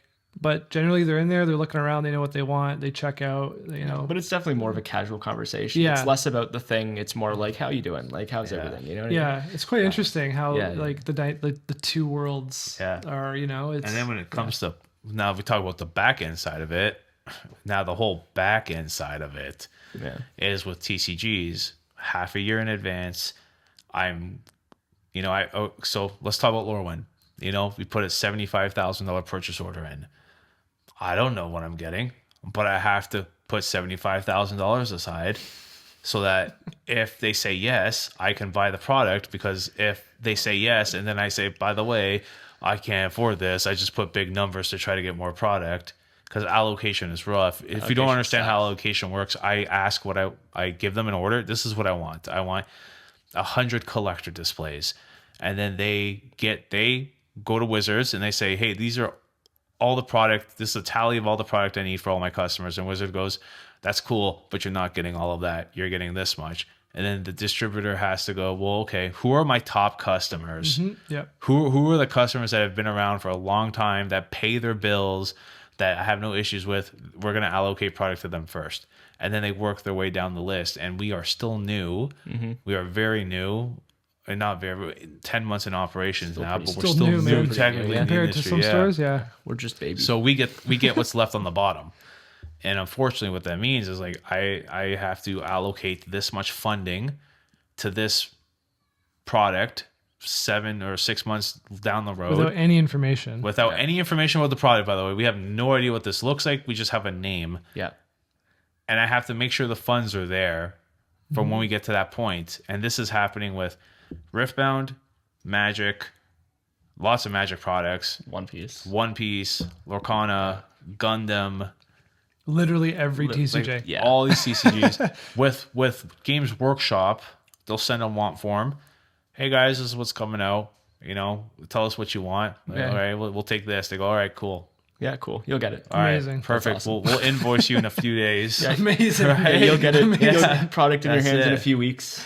Yeah. But don't worry about information about the things, because we've already blasted all of our own sources. Yeah. Here's the UPC code. Here's our product code. Here's a description. Here's the marketing website.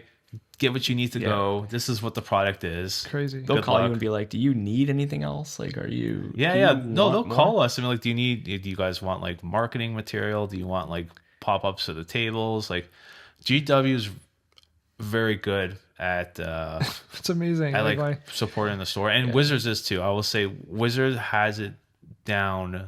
Well, they're the oldest. Both of them, those companies have been around forever, right? Yeah, so you kind of, once you've designed and established the system, you would hope it only gets better and it's figured out. Yeah, exactly. So it's different. It's a lot. They're two completely. This is why, like I said, and it's like I'm repeating myself now. There's stores out there that are like they only sell wargaming stuff. That's it. They're tabletop stores. Yeah, and it may not be because of the front end where customer base. It's literally like the ease of the back end and like just being able to purchase stuff. And well, you don't need to get like approved. You don't need to go through like the systems and the hurdles. Yeah. But there's more. Here's a question, because I don't know the wargaming.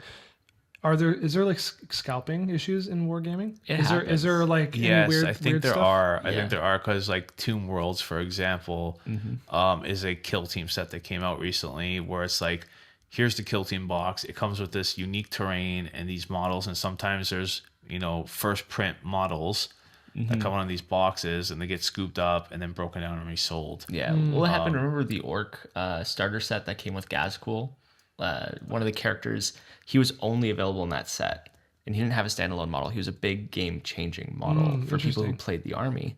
And so scalpers would buy out whole inventories, and they would break the box down, like Fran's saying, and they would sell the Gazcool for as much as the box was worth. Oh, I see. I will say this, though. They're a lot better at getting reprints out there. They are.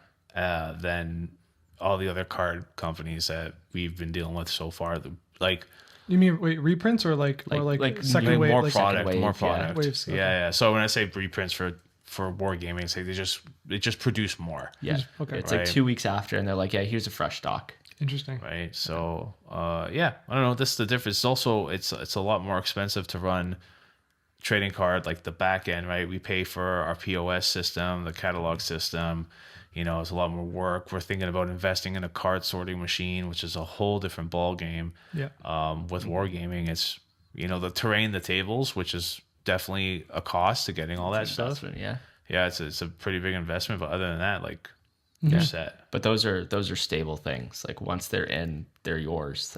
There's no change. overhead on it. It's done. You know. Yeah, it's done. Yeah, and they're going to be used, and that's it. And that's But again, we love both communities, right? We want to be able to get to a point where, you know, our store, when we eventually get to that point to get a bigger space or upgrade the space itself, is like we want the store. If you've been there before, we want it about double the size of what it is now, so that we can offer, you know, a large enough space to host everybody, right? Or we want to host like massive Warhammer tournaments. We want to host bigger pre-release events or just championship events or anything. So yeah. Be more accommodating to everybody. Yeah. I don't have a favorite. Just spend money in the store. I mean, that's what it is, right? Your business.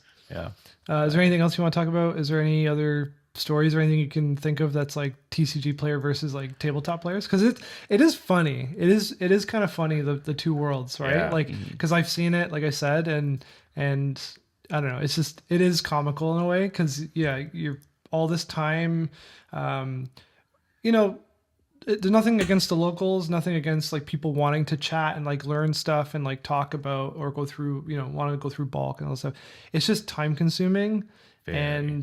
And it's hard. It puts actually quite a lot of pressure, especially on the front end when Dan's there. If you're in the back doing something, or if it's really busy and both of you are out there, right? It takes a lot of time to sit with someone. And like, how many times do you have to build commander decks for people? Like this comes up like twice a day, maybe. Like twice a day on average. Yeah, and it's one thing if you're picking orders. Yeah. And it's obviously a commander deck for somebody. Like you're picking orders, it's going to get shipped out, or they're going to come pick it up. That's not what we're talking about. It's like operational. It's like nothing against this either, but there are moments where, I guess, as the customer, you should come in and be like, you know what, it's pretty busy tonight. I don't think I'm going to ask Dan to build me a commander deck. I think I'm just going to like look it up and figure out the cards I need, maybe pre-plan ahead, versus come in like on a Friday night when it's like packed and like, hey Dan, like, well, that's, can you build me? I want to step in here. So I agree to a point where like, but the customer is the customer. The customer is right? the customer. They come in with a purpose. Yeah. I want to come in. They don't know if it's busy in the store or not, right? Yeah, but they're there. Yeah. I mean, you can assume there's some Friday nights where we're not that busy, right? That's right. There's Thursday nights where we're busier than Friday nights now. Yeah. And then we want to get to the point where every night's busy. So yeah, of course. What I wanted to say to that is like, it's more on us to have that conversation with them. Yeah. When they're at the store, like if someone comes in and they're like, man, I'm new. I don't like any of the pre-cons. I need to sit down with you and build a deck. And Daniel knows that it's going to take an hour or two, but it's also busy. It's on us to be like, hey, I would love to sit down with you, but right now is not the right time. Is there any chance you can come back on a Sunday during the day when it's not so busy? Or do you want to just shoot me an email and tell me what you're looking to do in your deck? Like, you know, do you want to be dinosaurs? Do you want to be... You want to do poison counters because you hate your friends, right? Send us an email or message it on the Discord where Dan and Mike can theory craft and like build decks on Moxfield to have something prepped for you and be like, hey, you know what? This is what I built for you. These are the cards we have in stock. This is what we don't have in stock. And we can put together what we can. That takes a lot of time still. Yeah. Yes. Right. Is that your alarm? What's that for? Is that you waking up now? Wake up now. Sort of that.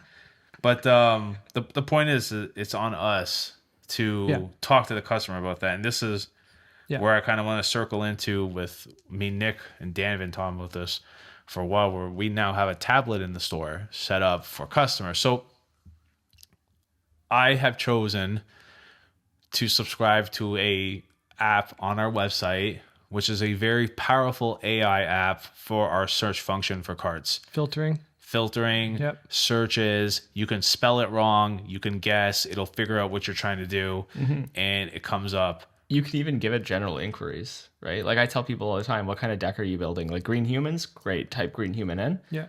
Boom. Whole list of every green colored human. You're literally doing the thing in the moment, right? Yeah. So I want to like just put this out there for everybody. If you're looking for some cards that we have, check the website first. And now that we have the tablet, we are trying, we're training ourselves and we're training the customers in the store. Be like, here, take the tablet, go through it, build a cart. Because if it's a busy Friday or Saturday night and Daniel, God bless him, but he can't look through a commander deck for you. Like he can't go through a card list of 70 cards when, we got people coming in the store. Like we would love to. I would love to have 20 employees there to, be with you and, go through a whole commander armada with you. Right. But unfortunately we have to, when it's busy, decide, how much time are we allocating to this or that. And it helps us a ton if, you just grab the tablet and build a cart. Yeah. That's the point I was trying to make is like, it's nothing against the customer or the player. Having that interaction, because offering that is like huge, right? And we talked about in the last episode, like a lot of stores don't really offer that, right? Yeah. Because it's time consuming and there's overheads and costs and your attention's being constantly pulled and there's only two of you, three of you, Mike's there on the weekends, right? But really there's only two of you and really there's only one person. Really there's only one. Really it's only Dan. It's only Dan in the existential crisis. Yeah, exactly. And like there are these moments where it gets very challenging because you start accumulating a lineup and you got like the Pokemon people, One Piece people come in, they want to buy packs, they want to see stuff. You got someone standing waiting to like get some snacks and you got someone come up and go like interrupting in between all that going, Dan, how does this interaction work? Or how do I need to build what cards work with this deck? And like it's like it can get chaotic, and I know because I've been there and I've helped out in situations where it just got super really busy, and it's so that's it. It's not nothing against the player or the customer. It's just like there is kind of I guess some common sense that needs to also be alluded to that like if you're one of those people, it's not a problem, but there's a time and as you, but also as a store, we have to get better at it. You have to get better at it. You have to get better at it. It's two sides. It's always two sides, right? Because now we're also developing a system to help with that, right? Tablet, which is the tablet, right? The tablet will take for people. It'll take it'll take time because at now talking about like cards and all that stuff, we no longer have like bulk boxes, and we never really had bulk boxes. Everything in the store is a cataloged system. But before we had the organized boxes, the white boxes, and people would kind of look through it and then they grab it and then they look through it and then they decide, this is not the way I have it organized. I'm going to organize it my way. They start mixing up cards.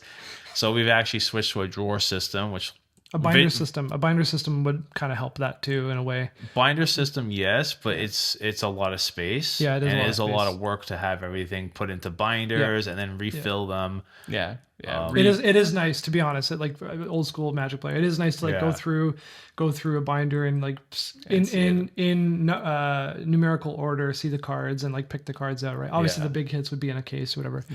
It is nice, but it's a lot of work. It's a lot of work, and what you're saying essentially is like, for a while there you were like, you can go through the bulk, but it's actually categorized and it's in the system. And then someone they look through the cards, but nobody's looking through them and thinking, I should keep these in the order that they're in because they're probably categorized. They're just like, It's just whatever. And then they just dump it back in. Just go with the G's go with the F's. And then an order comes through, and you're just like looking for that one card, and you're like, "Where is this card?" And then I'm yelling at Daniel, why are the H's on the why are the H's where the M's are, right? Or like, why are the R's where the A's are? Yeah, exactly. And so we're just screaming at each other. Yeah, it's a learning experience. Well, so like no more of that. I took up the whole tablet idea. If again, I watch a lot of stores online. I constantly research to see how people do things and if it's better than the way I do it and how can I adopt it. Mm-hmm. And in Japan, they actually do terminal system over there where it's a lot of stores over there. They have a terminal next to their showcase. Are there cards you're looking for? Go on the terminal, search it up, add it to a cart, check yourself out. The counter gets the order. They pick it for you. You get a notification on your phone. It's ready to be picked up at counter A, B, or C.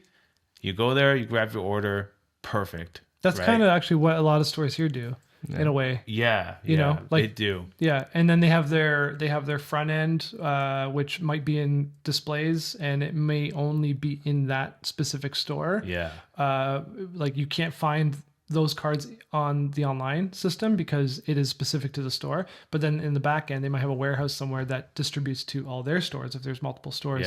And then it's two different stores, right? You have a front store and back store. The one thing I'll say to that is we are training ourselves to properly introduce it, because the worst thing you can do, and this happened to me, and I think I know which story you're talking about, you walk in and they're like, yeah, I don't care, dude, just go online. Right? Yeah, exactly. And it's like, that's not a good way to ask a customer to do it that way. Like, I understand why the bigger stores do it because we're getting into that issue right now. Yeah, you're seeing it. Yeah. But there needs to be a better way to have it introduced and explained to them than just like, figure it out, order it online, just whatever, right? Yeah, education. Every problem could be solved with just a little bit of education, and it takes everybody to educate a little bit, you know, and that's what it comes down to. It's not so much about writing the person off and going like, no, just go check the website. Because again, people like the interaction, right? Exactly. Sometimes people also want to bounce ideas. Totally. And that's totally fine. And again, there's a time and a place for it. And like, even as the customer, teaching them, educating them to have to be mindful of that is really important, right? Because very important. Because you don't want to shun them and be like, sorry, I can't right now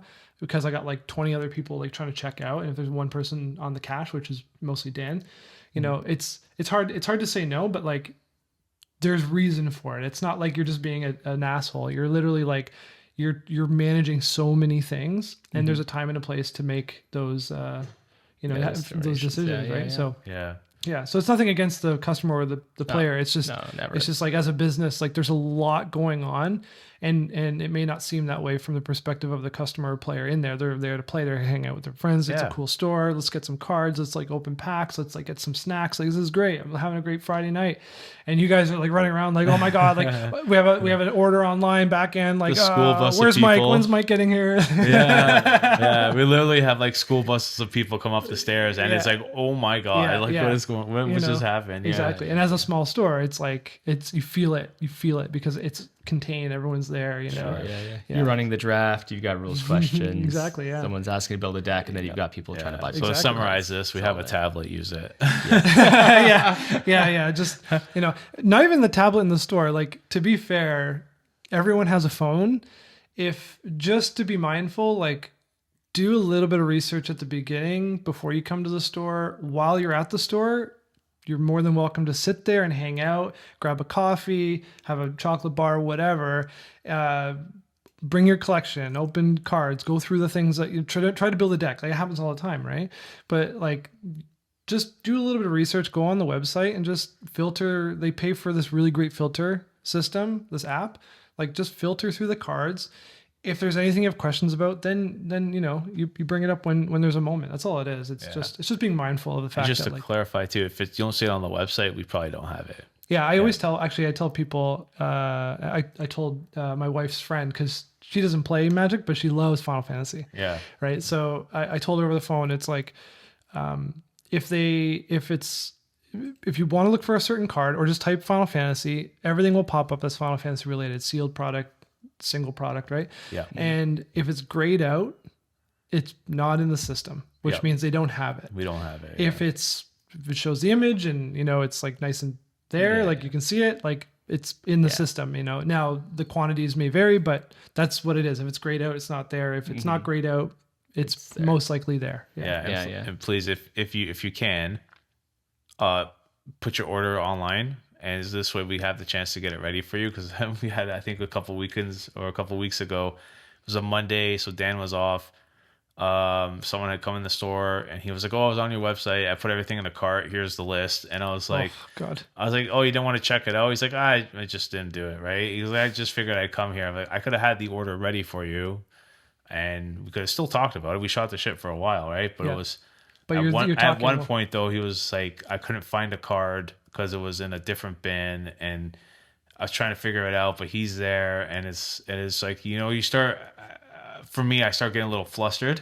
Yeah, right? There's pressure now. There's pressure because like someone's waiting. Yeah. But it was in a way, it was on them. They could have just placed the order online, right? Now, maybe there's some other reasons why people don't do that, like financial reasons, credit cards, whatever, which is fair. But like, if you can, use the website. Just check out online. It's just easy. And let me know how awesome it is. They're fast, guys. They're actually really fast. Like, it's obviously a small store. Everything's like really accessible. But like, if you place an order, it's generally picked very quickly, like within moments of the order coming through, right? And it's happened on occasion where people have come in, like they've placed their order in the day. It's been really busy. I haven't had a chance to pick it. They'll come in and be like, "I'm here for some games, but I also have an online order." I'll be like, "All right, I'll make sure to get that picked for you. Just give me a few moments." You know? Yeah, of course. Yeah, of course. It's not always going to happen, but for the most part, you guys are pretty fast. We're pretty quick. Yeah, you try to. It's usually day of. We'll have it ready. Yeah, for sure.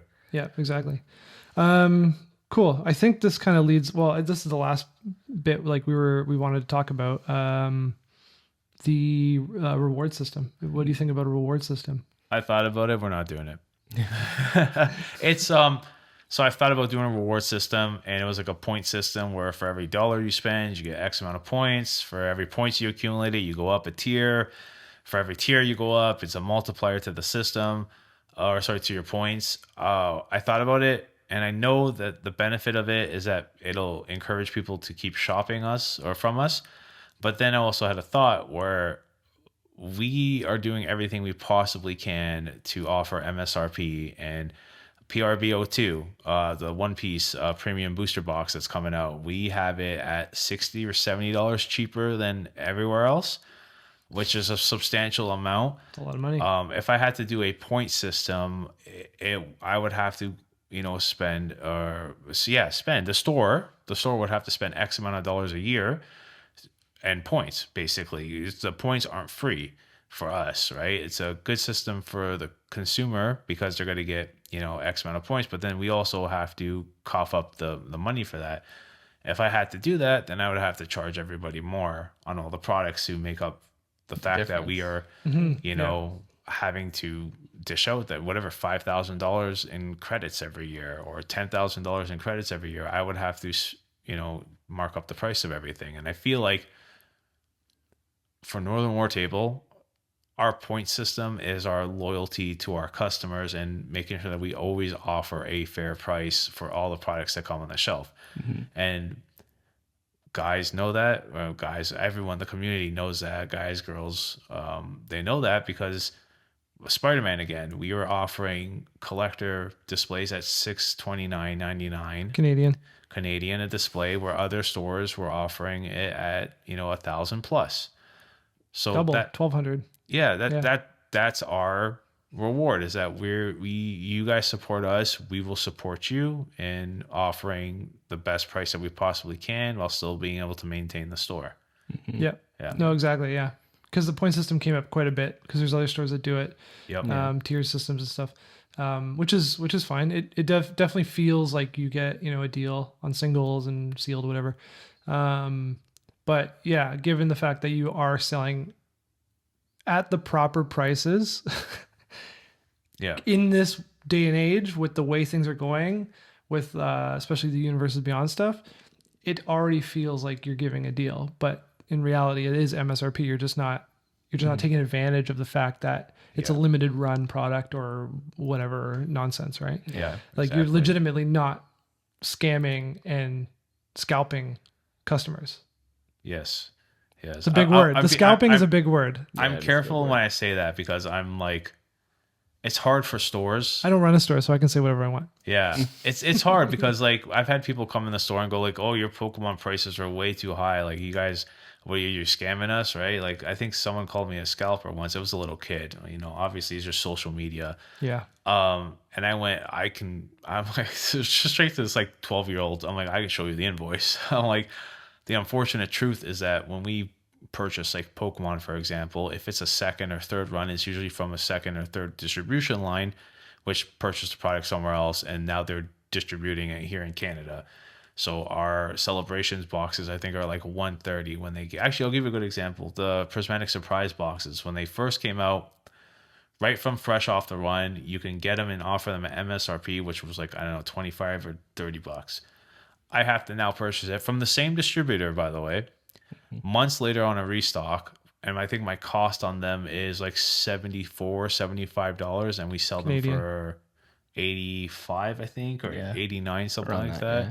Yes, we make our margin on it, but it's crazy that that's what it is, right? Like I don't understand where they're getting it from. Maybe they're picking it up from, you know, other stores. Maybe I don't know. I'm not sure. And this is distribution. Yeah. This is So distribution. maybe they're getting it from third, like another distribution, or buying it over the state line or something over the border. right? Yeah, and taxes and tariffs and all this stuff Yeah, obviously all the add extra to it. costs. Yeah, there's extra costs even in the distribution side too. Like it's not just So but it's like it translates. The to whole the point of consumer. that, I choose my words wisely talking about other stores because I don't know what they paid for it.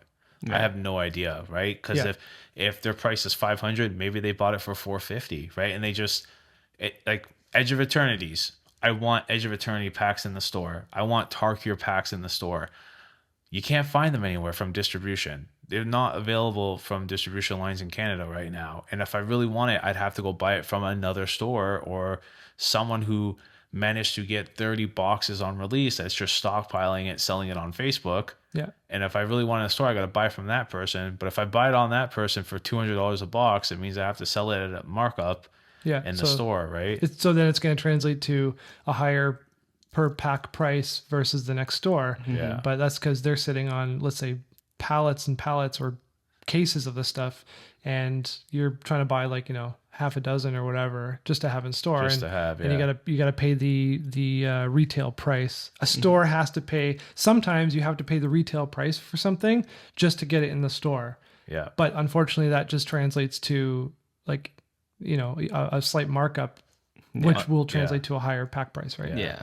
Yeah. That being said, just for clarification's sake, Northern WarTable, we do not buy any sealed product from Facebook Marketplace, from vendors off the street. We only buy from distribution lines, and I have every invoice to prove that. Yeah, we do not want to risk buying something that's been tampered with and, you know, upsetting the customer. Yeah. And we've had that question come up quite a bit, especially in the Pokemon community, where like I have a ton of sealed boxes. Do you want to buy them? Whether it's like this old set or this set or that set or some new set that's hard to find, and it's like we don't buy it sealed. And then people always try to justify it. They're like, yeah, but this store will. It's like it's cool. Go sell it to that store. Yeah, that's fine. Yeah. You know? If you need to sell it, go sell it to them. Well, that's what I mean, right? It's like, yeah, but that's not what we do. And maybe it'll change in the future. I don't know. I don't know what the industry looks like a year from now, but for right now, we don't buy any sealed product off of non-distribution levels. Mm-hmm. Yeah. It makes sense. Yeah, you got to build the catalog too, and you also don't want to risk any. You just first of all, you don't want to risk. I just don't want to risk. You don't want to risk any like you know nonsense. Well, there's nonsense, and that's just too expensive.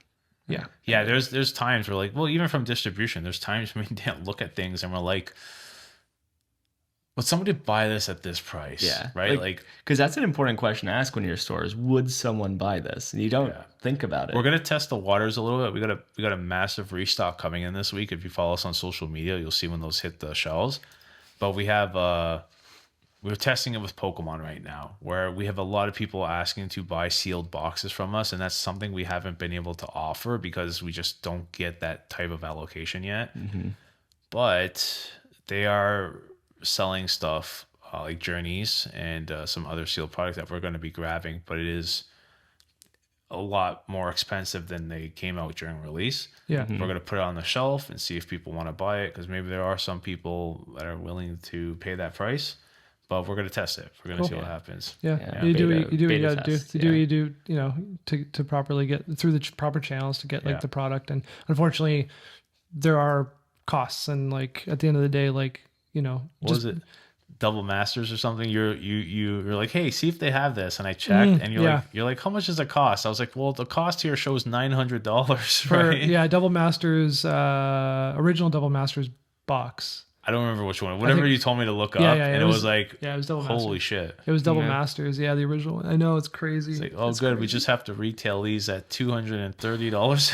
Jeez, a pack. I know, but it's also like out of print product, so whatever is hanging around is what's hanging around. It's just tough, right? That's what I mean. It's like sometimes in our minds we think something is too expensive, but then we'll bring it to the store and it sells, right? Yeah. So yeah, of course. Unique products like that, like Double Masters, things that are kind of outdated in a sense, still go, because there's some good chances for certain cards and stuff like that. So like, products like that are good to have around. But they are hard to get. You have to get them through some third-party distribution channel, something, you know. And again, this is where like Canada and the U.S., like I don't know how it all interplays, right? But one last thing, the Pokemon situation.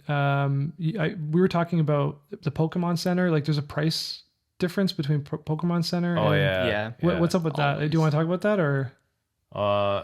Yeah, because people come in and like use that as their metric, and it doesn't make sense. Well, people who are generally uninformed, what's going to happen is people getting into Pokemon collecting or people looking for greener pastures will like compare pricing to Pokemon Center, but it's kind of an unfair comparison because that's the source. That's where it all comes from. Right. And their quantities are hyper limited based on that first like blowout, like set is new. Here's the thing. They have special promos for doing it that only they can offer. And so it's kind of an unfair like comparison with stores because like they're the guys, they're the people making it. They obviously have the best pricing. Right. And there's really no way that I can compete with that, especially 6 months, 8 months down the line, 4 months down the line when product has been like droughted, it's been unavailable. Yeah. First wave come through. Yeah, it's exactly. all gone, like after pre-release, After Mm-hmm. pre-release, every store was out for a month and now it's finally back in stock, you know? Yeah. Poke Center's not doing it, but people come into the shop and they compare price on my shelf to Poke Center price. And like, why is it so exorbitantly more expensive? It's like, well, it's not. It's just you're looking at the source from a time when product was available. Yeah, and you have to tell people that too. Yeah, this is why. I mean, at the end of the day, I'll show you the invoice. Like I'll show you what I paid. It's the education of it still, right? Like we talked about, but it's every just, TCG. Hey, it's like constant. It's like when you're buying fish, it's cheaper from the fisherman. Yeah, than the grocery store. Yeah, right. That's all it is. Yeah, exactly. Yeah, interesting. It's just crazy. It always comes up. It always comes up that way, especially with Poke Center because they do that direct sale. Yeah. Right. Yeah. So it's which is kind of the thing we were talking about Riftbound and stuff like. Yeah. That's one thing that scares me about the future of hobbies is that, and this I'm going to bring up seafood again because this is happening a lot in the food industry where now you can just get products straight from the source. The fisherman has their own website. No, Fisherman Joe. So it's like, you know, literally, it's like the companies now are catching on to, they'll just sell the stuff online directly to consumer and ship it out. Yeah. Live lobsters, you ship out live lobsters now. It's not like it was 20, 30 years ago, right? But same thing with TCGs now, where it's like a lot of these companies are selling their own product online. And as a store, it's really hard to gauge how much I can support that.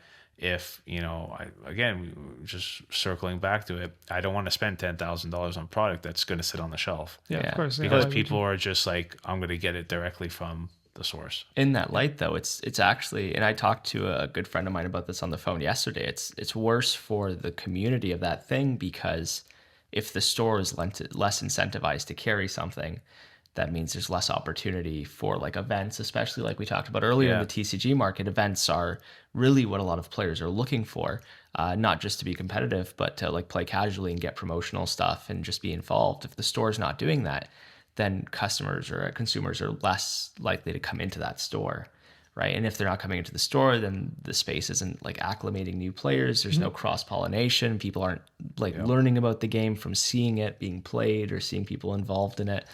And so it's really negative. The cycle kind of breaks and it ruins everything, right? Because the game can still survive based on the popularity of an IP and its online market, but you're not introducing like people who would otherwise not be introduced. New players, You know? The amount of people that Dan has gone into play Magic through them just coming in the store and like, for example, they come in the store to buy One Piece or Pokemon cards, and they go, "What's everyone doing here?" And Dan's like, "Well, everyone's actually playing Magic. We have a healthy community."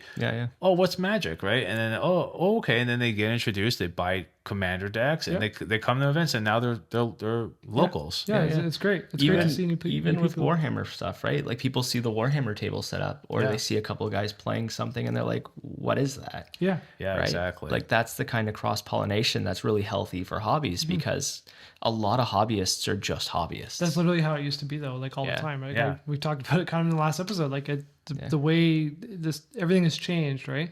That's how I got into. That's how I got into a lot of games. But I used to play Mech Warrior. That was my tabletop game. Which was kind of like Hero Clicks, but with mechs and armies and stuff. And I got heavily into that game because I was in my local store and I was playing Yu-Gi-Oh or getting into Magic or whatever at the time. But also I saw them play and I'm like, what is this? So. That's how it works. Yeah, that's right? how it works. That's how it works. It's a part of the ecosystem. Yeah, the LGS ecosystem. Support the store. The store will support you. Yeah, that's how it is. Yeah, and then the more you support, the more they can get, and the more they can sell, the more they can, events, whatever. Yeah. So snowballs. Yeah. Anyway, guys, you actually have to go open the store. You have to actually go open the store. Okay, so if you guys have any more questions or anything, hit us up in here. Yeah, hit us in the comments. Yeah, in the comments below. Also, Instagram. You guys are on TikTok. We're posting some of these, some of the clips that Nick has been doing from the podcast. We're posting on TikTok. So follow us on TikTok, Northern WarTable, Instagram, Northern WarTable, YouTube, Northern WarTable. Cardboard openings as well. Openings. I'm only on Instagram. I'm only on Instagram right now. And YouTube. Oh, and YouTube. Well, obviously. YouTube. Yeah. But I mean, for social media, for social. Like and subscribe and ring the bell. Subscribe, hit the bell, do your thing, check notifications. But if you're also interested in some products, check out our website, join our community Discord. The link is on the website, northernwartable.com. Join the community, see what's going on. If you're a local, always check the Discord out first. When it comes to pre-orders, always on there first. We sell everything through the Discord, basically. That's where you'll find the product. And then if it doesn't sell within release, we post it on the website. Yeah, locals first, right? Locals always have the first opportunity to come support in. the community that supports us. Yeah, exactly. Cool. We'll leave it at that. Everything will be in the description. So, yeah, all the things. Like, subscribe. Thanks, everybody.